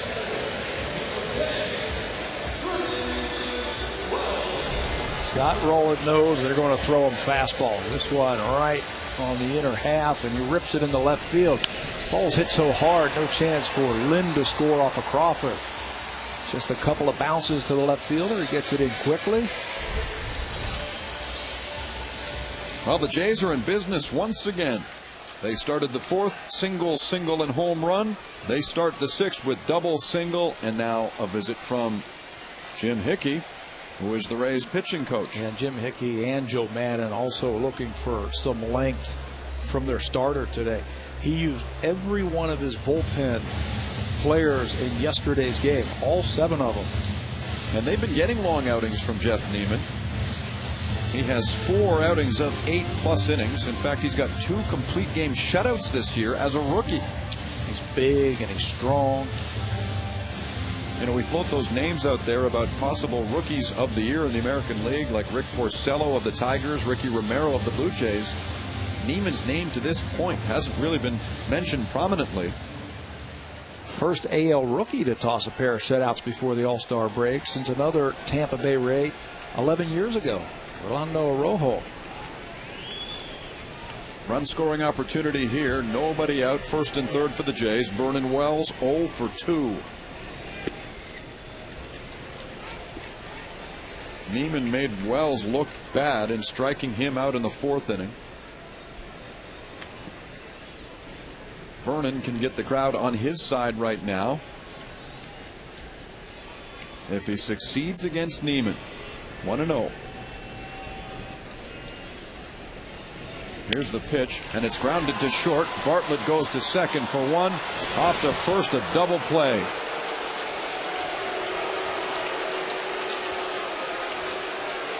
You know, the run scores, but a big inning set up.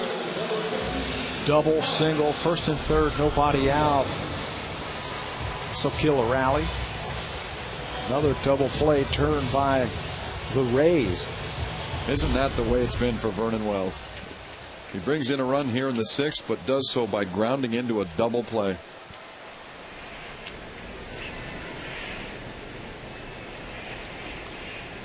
So the Jays restore their 3-run lead.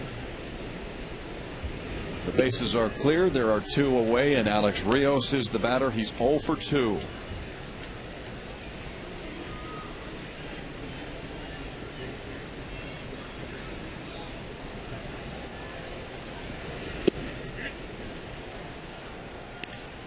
Rios homered yesterday, a 2-run shot in the 3rd, his 12th of the year. And that came off rookie David Price, who gave up 3 of the 4 home runs by the Jays in yesterday's ball game.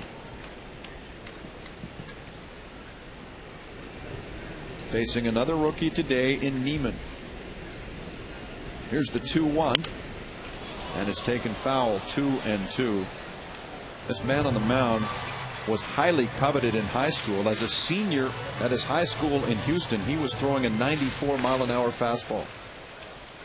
Ooh. You can see why. He's a big kid, and he gets that breaking ball over for strike 3 to strike out Alex Rios and end the 6th, an inning in which the Jays get first and third, nobody out, and score only once. So after 6, it's Toronto 4 and the Rays 1.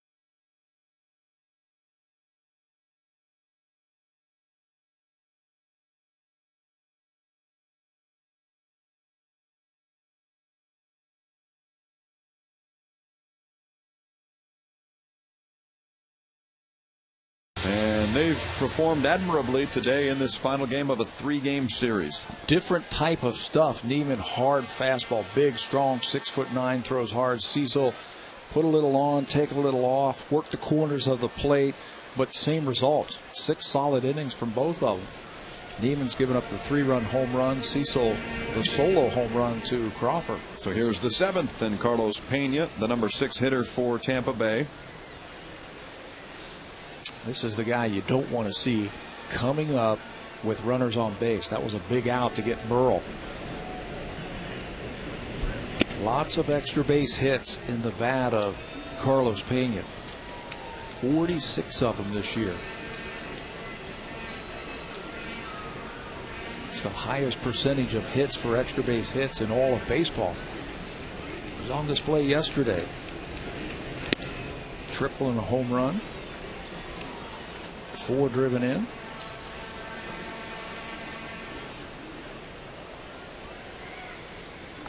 What the Blue Jays need right now is for Brett Cecil to get a quick and effective inning here.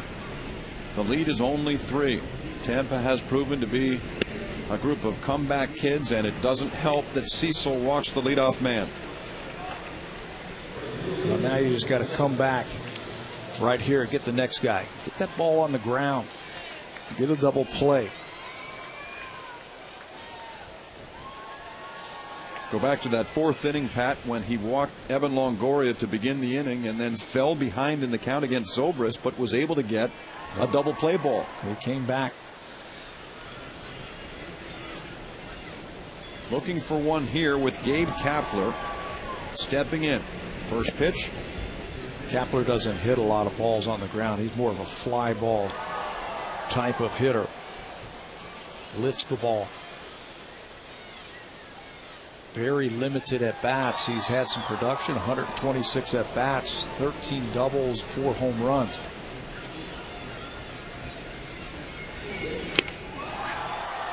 Strike 1.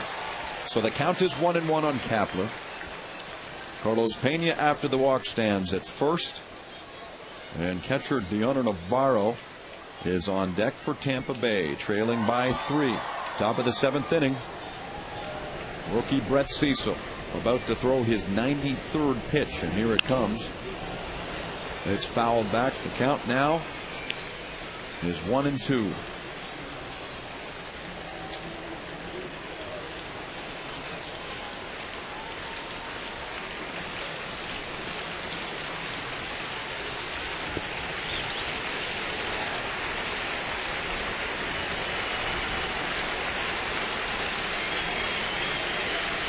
Here's a 2-strike pitch on the way, and he got him.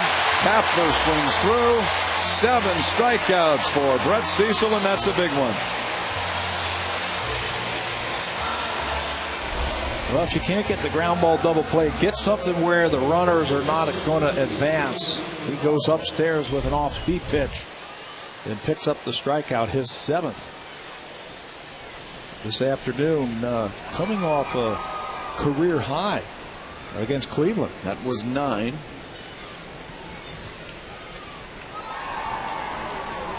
So he's 2 away from matching that. He faces Dioner Navarro, and Navarro lifts it high in the air into left field. Inglet underneath, makes the catch, 2 gone. Well, the biggest crowd of the weekend shows up today for the Sunday afternoon game. 30,610, as well as 324 dogs. 324 dogs? Mm-hmm. Did you notice there were dogs in the building today? Yes. Now, how did you know that? That's what I want to know. Because I trust our statistician, Scott Carson. That's why. They had to buy their own ticket, didn't they? When Scott feeds me information, I go with it.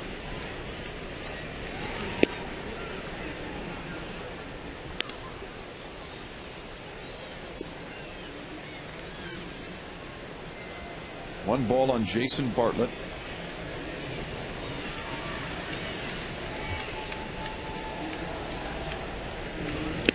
We talk about the inability to catch a break by the Jays in recent days. Think of that double that Bartlett hit down the line yesterday, as Brandon League has gotten up in the Blue Jays bullpen.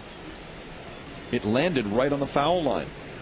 If it's 2 inches to the left, it's not a double, it's a foul ball, and maybe they get out of that inning.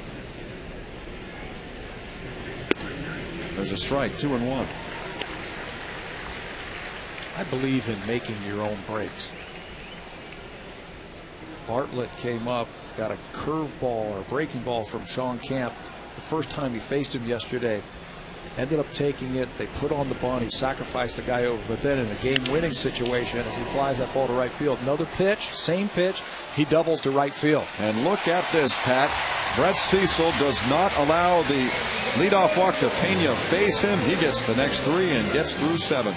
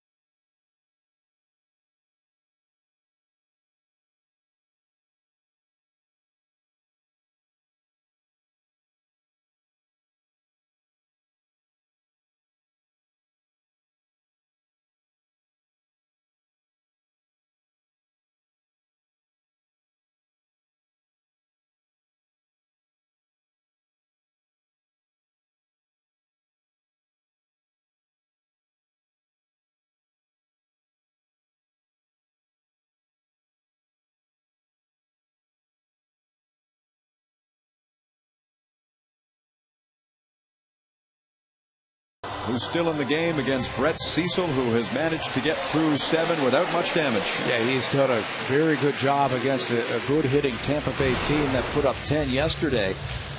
7 innings. He works out of that trouble, the leadoff walk. He's given up just a home run to Carl Crawford. And you see Brad Arnsberg signal to the bullpen that Brett Cecil's afternoon is finished. 7 solid innings, 7 strikeouts, and just the 1 run, the home run by Crawford.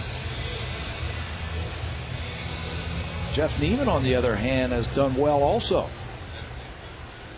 1 bad inning. That was the 4th inning when he had the 3-run home run by Rowland.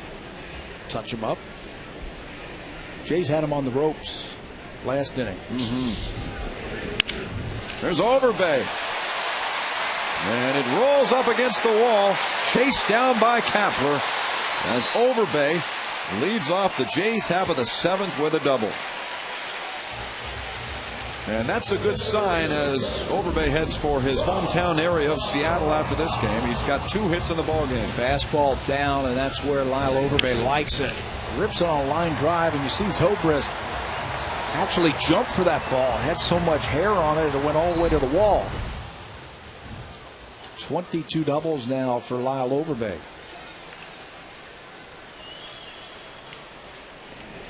In steps Rod Barajas. Opportunity presenting itself yet again for the Blue Jays. They started last inning with an Adam Lind double. That was followed by Scott Rowland's single, so the Jays had first and third, nobody out, but Vernon Wells hit into a 6-4-3 double play. Lind was able to score, but they only got 1. They'd like to send Neiman packing before he completes 7. Pitches high, it's 2-0.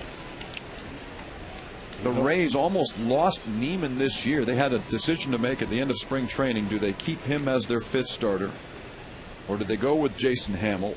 They decided to trade Hamill. He ended up going to Colorado. Neiman was out of options, so had they tried and waved him through to the minor leagues, he would not have made it. No, he wouldn't have made it. Not with that arm. A young man, Pat, taken 4th overall in the 2004 draft. He's turned in a great first part of the season with 2 months to go.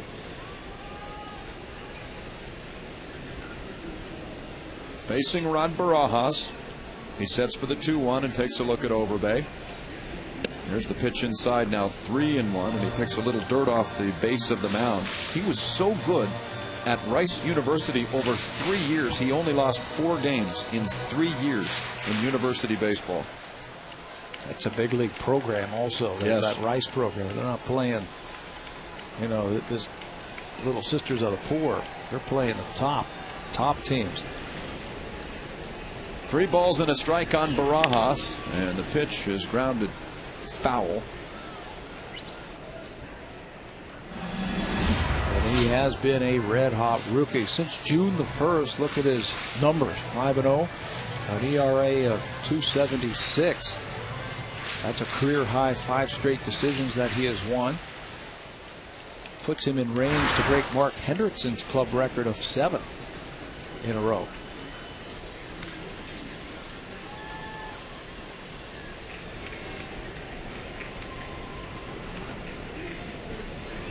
Pitch is on the way, swung on and missed.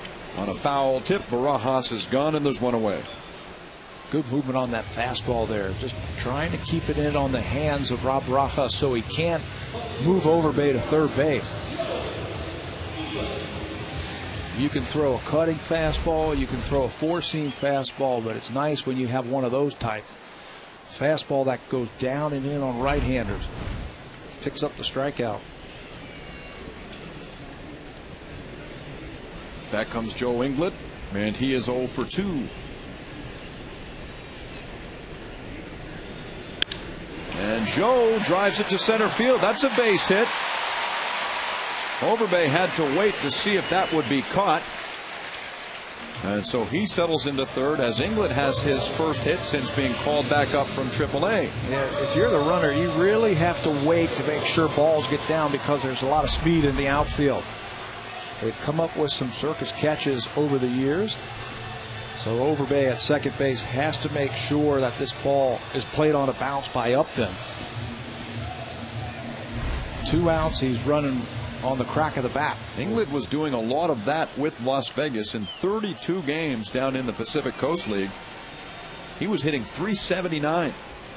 So his single puts runners on the corners for Marco Scutaro.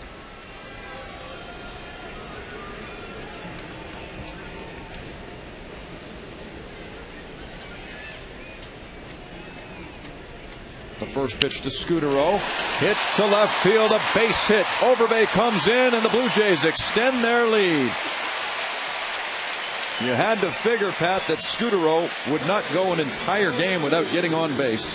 Well, he wasn't going to strike out again. He wasn't going to let it get the 2 strikes. First pitch, fastball hitting. Ball is starting to get up in the strike zone for Jeff Neiman. Bell high fastball there plates Lyle Overbay with the game's 5th run for Toronto.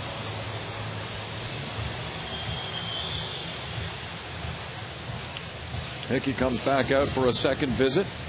Quickly, the bullpen for the Rays is active. They've got right-hander Dale Thayer and left-hander Randy Choate warming up. They used all 7 of them yesterday. J.P. Howe has pitched a lot on this road trip. I'd be surprised if he was available today. Lance Cormier threw over 50 pitches yesterday. I'd be surprised if he was available.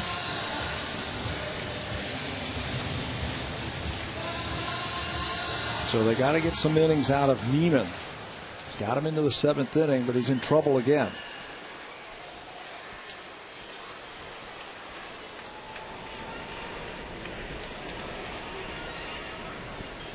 Let's see if the Blue Jays can knock Neiman out of this ball game. Aaron Hill with 2 men on.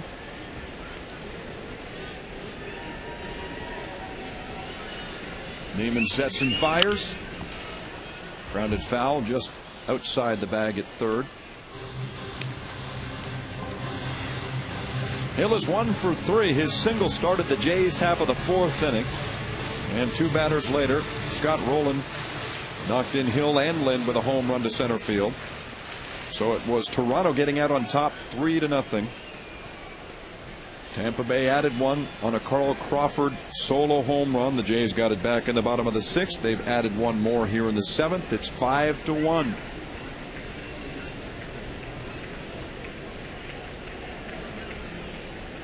Here's Neiman, and the ball is ripped foul and out of play. We'd like to send a belated happy 90th birthday wish out today to Ruth Evans, who's watching in Brampton. As well, a happy 85th to Gerald Arnold. He's checking in Windsor Junction, Nova Scotia. Hoping that the Blue Jays can hang on to a lead and get out of this series with a victory. Neiman the 0-2, and it's swung on and missed by Hill. He's down on strikes. Still has some good heat. Reaching back, high fastball, and he gets Aaron Hill swinging for the 2nd out.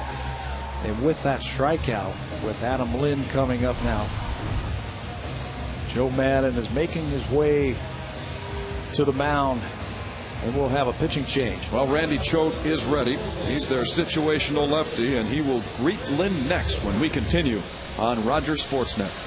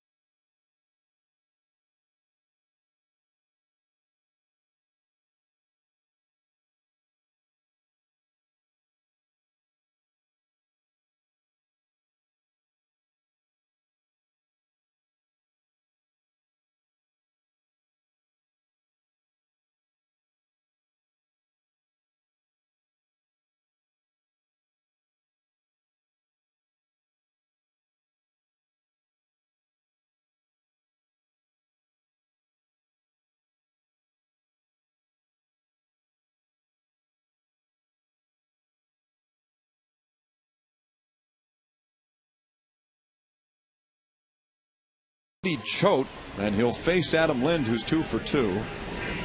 Choate's got that wacky delivery, and he gets a foul back off the bat of Lind. What a find for Randy Choate in Tampa Bay this year.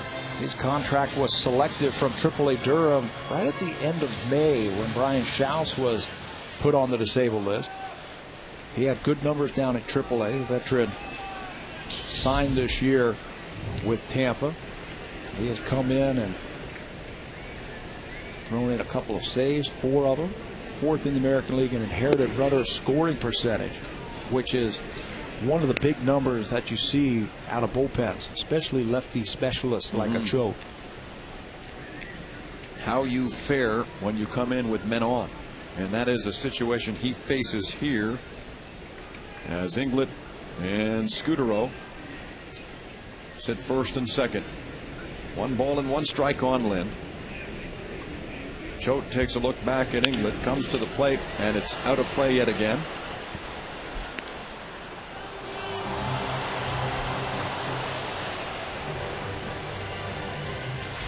Adam Lind is probably thinking, okay, when it gets late in the game against Tampa, there's a chance I'm going to get Randy Choate. He has faced him, I think this is 5, maybe 6 times already this year in a game.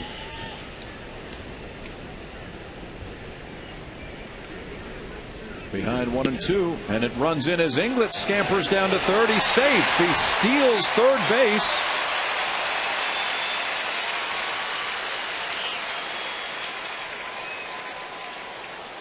Randy Choate was giving him just 1 look. A look, leg raised, and there goes Joe Inglet. The middle infielders are not holding him on. And that looked closer than it did when we first saw it in live action. Very quickly, Navarro gets that ball down to Longoria. Just his 2nd stolen base with the Jays this year in limited time. The 2-2 pitch driven to left field. Crawford backs up, makes the catch on the run, and that ends it for the Jays here in the 7th. They get 3 hits and a run and lead the Rays 5-1.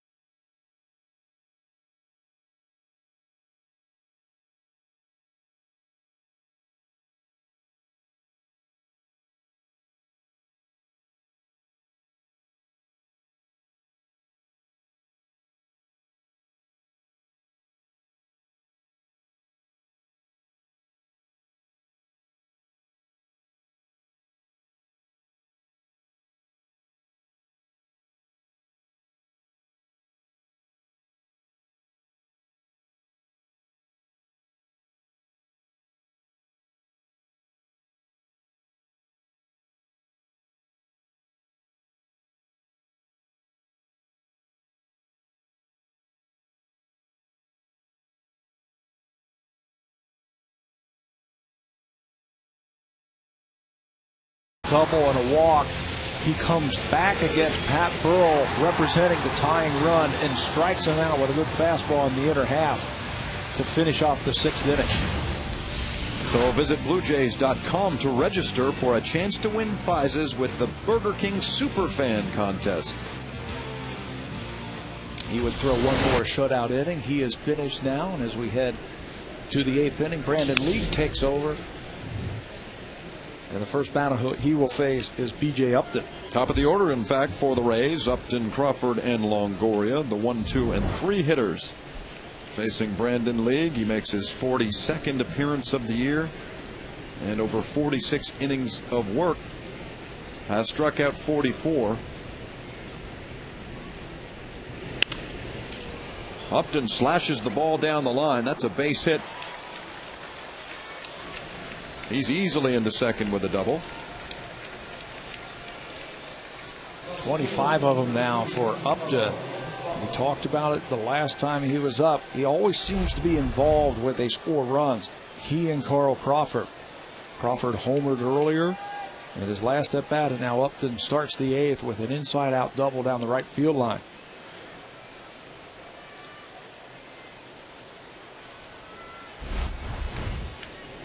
Brings up Carl Crawford again, who homered in the 6th inning, providing the Rays with their only run to this point.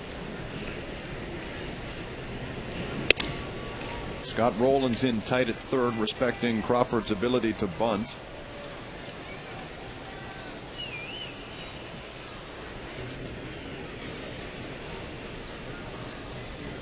One ball and no strikes. Here's League, and it's 1-1.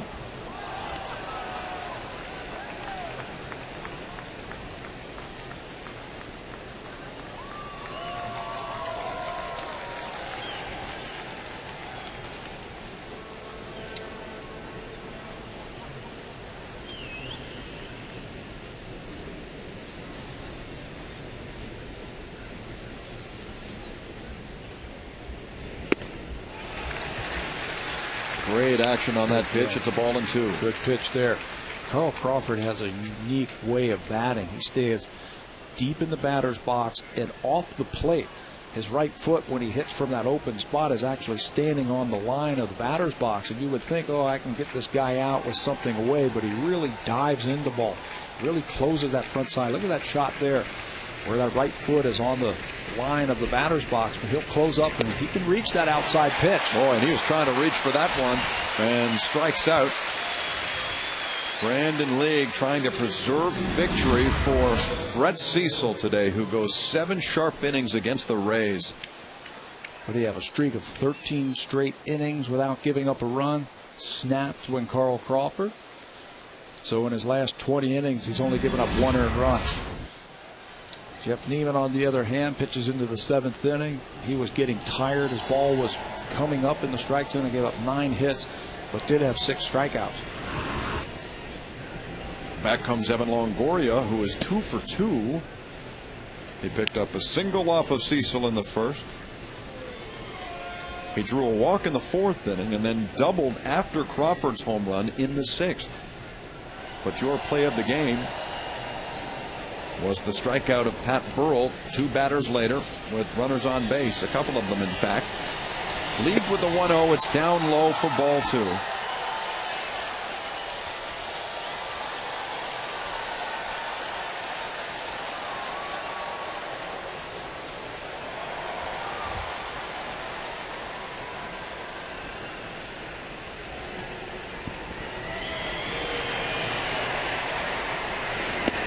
There's a swing and a miss.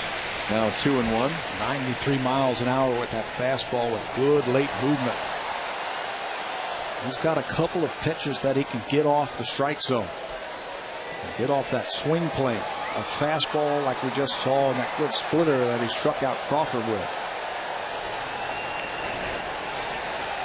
I think it's the inconsistency of League that can drive Blue Jay fans mad, because his stuff is so good. When he's good, he's real good. But then he'll lose it and walk guys. Barajas is trying to walk something off right here. That foul tip right off of his left foot, right off the top of that shoe.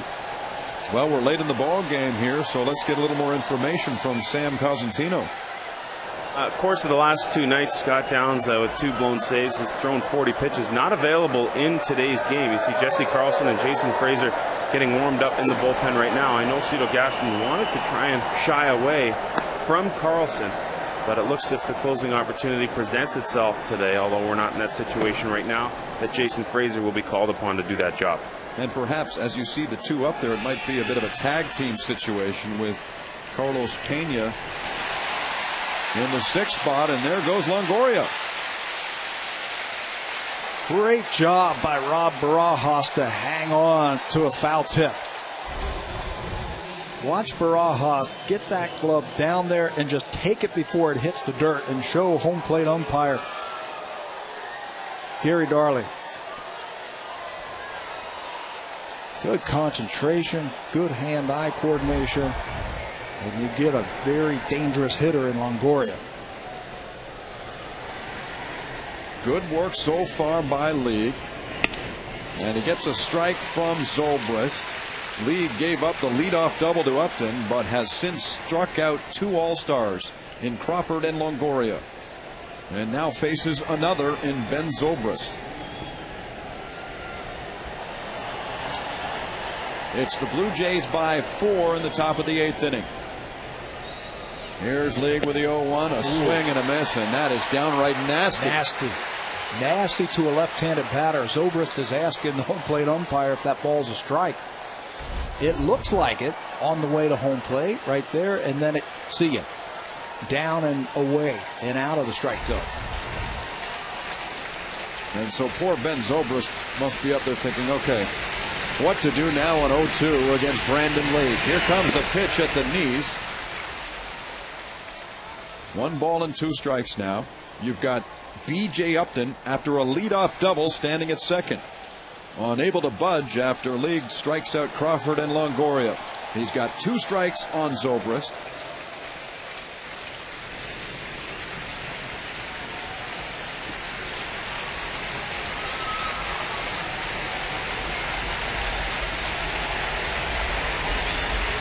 Here's the 1-2, and that's a little low. Lays off of it. He saw that splitter early in the count. Saw the tumbling action, and he's able to lay off of it that time.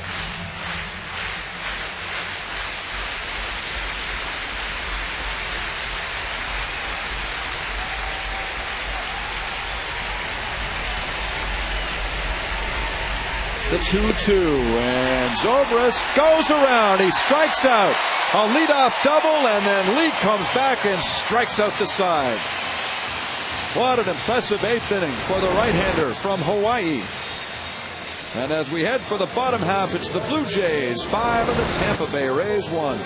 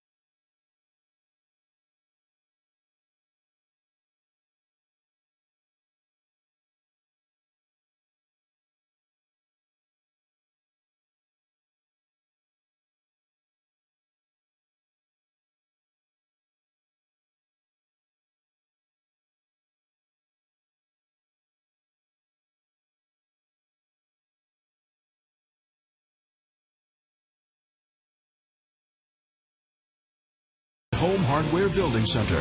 Homeowners helping homeowners. We played 7.5 innings, and the Blue Jays lead the Tampa Bay Rays today 5-1. Dale Thayer is the second reliever coming in for the Rays. He replaces Randy Choate. The left-hander got a 1-out against Adam Lind in the 7th. Thayer pitched in yesterday's game, 2/3 of an inning, so he is okay. Been up and down a couple of times this year. 28 years old. He has spent 7 years in the minor leagues. 6 of those years he was a minor league all-star. Came over from San Diego back in 2006 when they sent Russell Branyan to the Padres.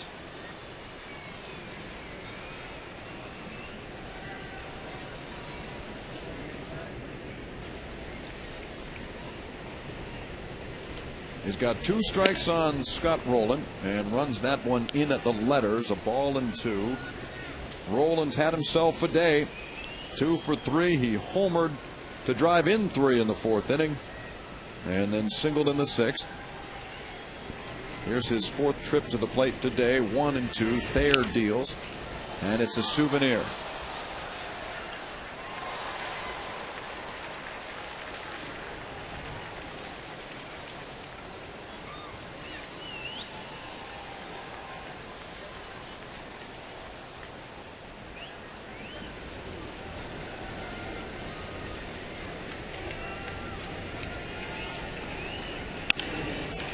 Down the line, behind third, is Longoria. He makes the long throw. The stretch from Pena, 1 away.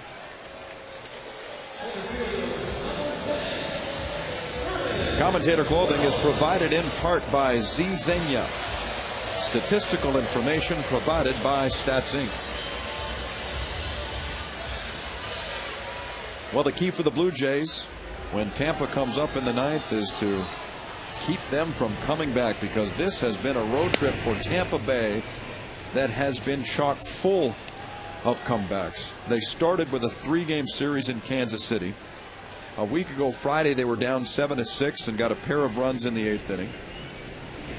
In the next game they erased a 2-1 deficit in the 8th. In the 3rd game in Kansas City they're down 3-2. They got 2 in the 8th inning to win 4-3.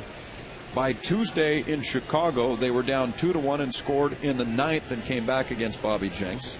They did it Friday against Scott Downs. They did it yesterday in the 12th inning. So don't turn off your televisions. Yep. It's 5-1 for the Blue Jays, but the 9th inning has to be played to complete a ball game, as we all know. And Joe Madden and his coaches and his all-stars have been on the road now for 2 weeks. They spent the time in St. Louis, the 4 days there. Then they've been on this 10-day road trip. They look tired, but they've had a very successful road trip. But now they get to go home and play the Yankees in Boston. There's a ground ball up the middle, and Vernon Wells has a base hit.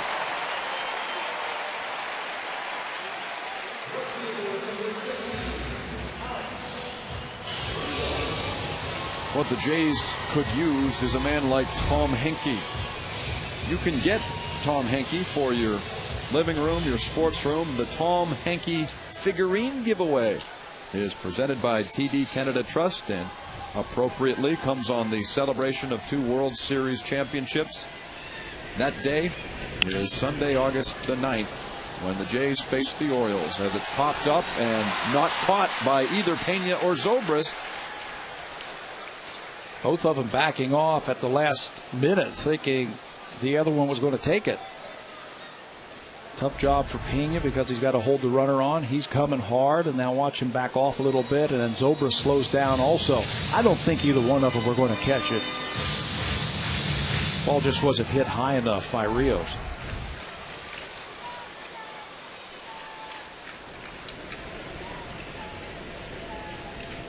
One gone and one on. Strike 2 on Rios. He is 0 for 3 today, flying out, grounding out, and striking out. And now he strikes out again. That's 2. They've gone with hard stuff early in the count and then put away Rios with breaking balls later on. There with a little slider out of the strike zone. Out comes Joe Madden. And in comes a right-hander from the bullpen as he sends Thayer on his way. And we'll address this change when we continue. You're watching the Blue Jays leading the Rays.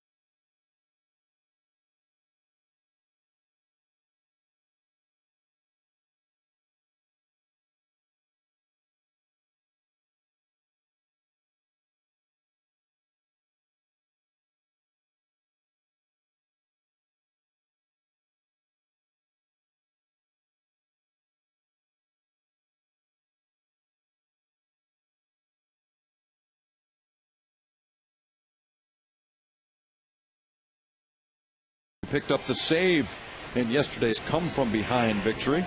His third save of the season. Pitched a scoreless 12th, but made it interesting.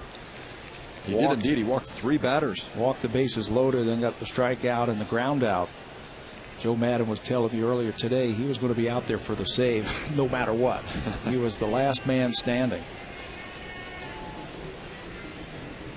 Nelson kicks and pitches. Overbay flies that down the line. Crawford is right there.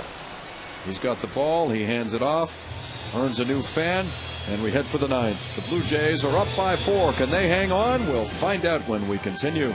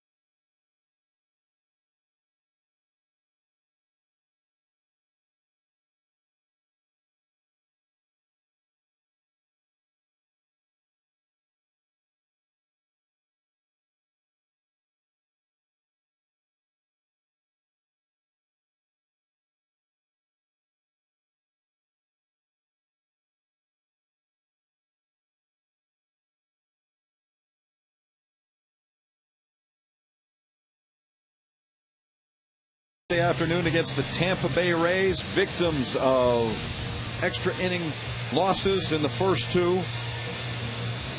Victims of a huge comeback by Tampa Bay yesterday. Jason Frazier thinks not today, folks, as he sets to face Pat Burrell, Carlos Pena, and Gabe Kapler in the 9th inning. Blue Jays relievers this year are 10-20 with an ERA of .396, which is in the middle of the pack in the American League. 7th in the AL. Frazier has chipped in with 3 saves.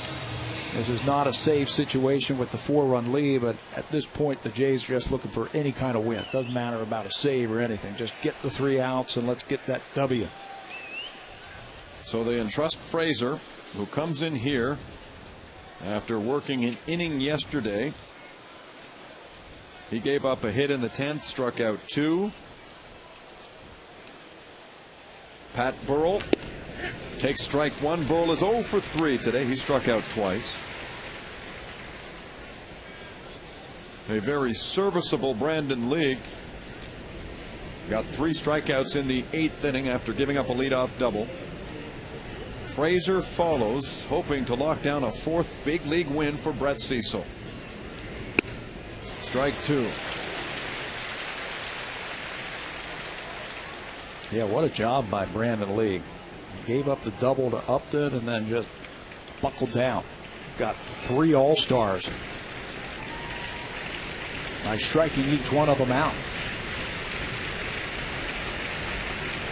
Here's the 0-2, and it's fouled back. Tampa Bay's 5 victories over a 9-day span in which they trailed in the 8th inning or later has been matched in the last 40 years by only one other team, and that was Pat Tabler's 1986 Cleveland Indians. That's right. Good hitting teams, right? Yep. 2 really good hitting teams. Jays have been very good at holding leads. 43-3 when leading after 8 innings.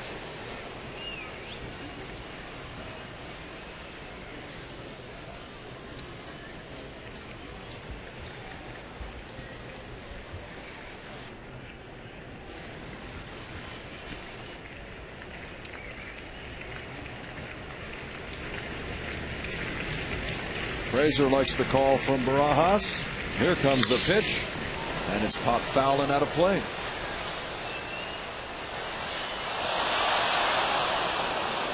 So they went out and got Pat Burrell to give him some pop from that right side and eat up left-handers, but so far hitting against left-handers have not been good for Burrell. He's hitting just .214 this year against left-handed pitching. Much better against the right-handers. All 6 of his home runs have come against right-handers.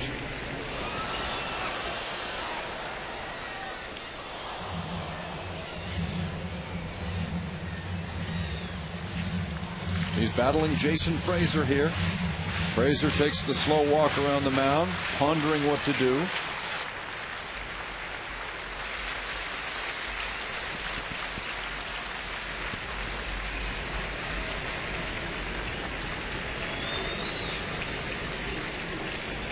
Baraja sets up outside. Fastball over the middle. Drilled to right field. Caught by Alex Rios. One away. When you've got a lead like that, 4 innings, come in and pump fastballs. No free passes here. We're not going to walk anybody and let you get something started. Frazier pounding that strike zone against Burrell. Here comes Carlos Pena now. And if you joined us yesterday, you remember Pena in the 9th inning hitting an opposite field home run off Scott Downs to bring the Rays to within 1. He is oh so dangerous. Tied for the lead in the American League in home runs. He's got 25 of them. 1 ball and no strikes. 5-1 for the Jays. And we're in the top of the 9th.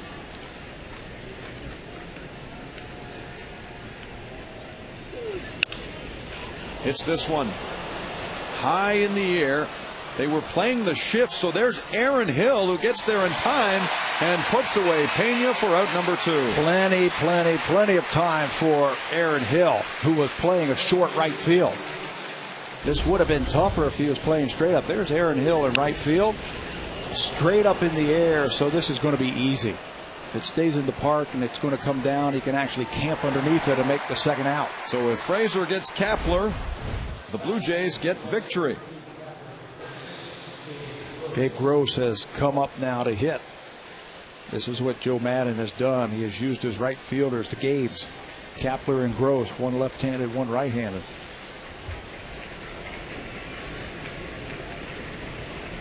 Two down now, top of the 9th inning. 5-1 Toronto. Frazier deals to Gross, and it's slapped foul, 0-1. A reminder, once again, we'll start the 3-game set with Seattle tomorrow night here on Rogers Sportsnet, 10 o'clock Eastern Time, 7 p.m. Pacific. Join us for Jays Connected at 6:30 Pacific, 9:30 Eastern. You want to tune into that game for Seattle's pitcher, Felix Hernandez, going in that game. Yeah, Felix Hernandez is he's having a whale of a year. 11-3. He'll go up against rookie Ricky Romero. And here's some good news from a Canadian perspective. Just yesterday, the Mariners called up one of their top prospects, Michael Saunders from Victoria, BC, who got his first start in the big leagues yesterday against Cleveland. We'll be seeing Michael as a member of the Mariners. There's a strike on Gross. So it's a ball and 2 strikes. Jason Frazier and the Blue Jays hoping to cement victory here today against Tampa Bay after the visitors pulled off 2 extra innings victories in the first 2 games of the series.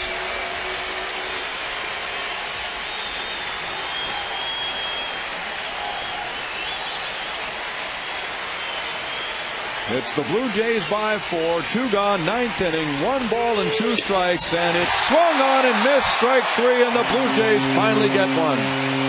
No comeback in store here for Tampa Bay. Jason Frazier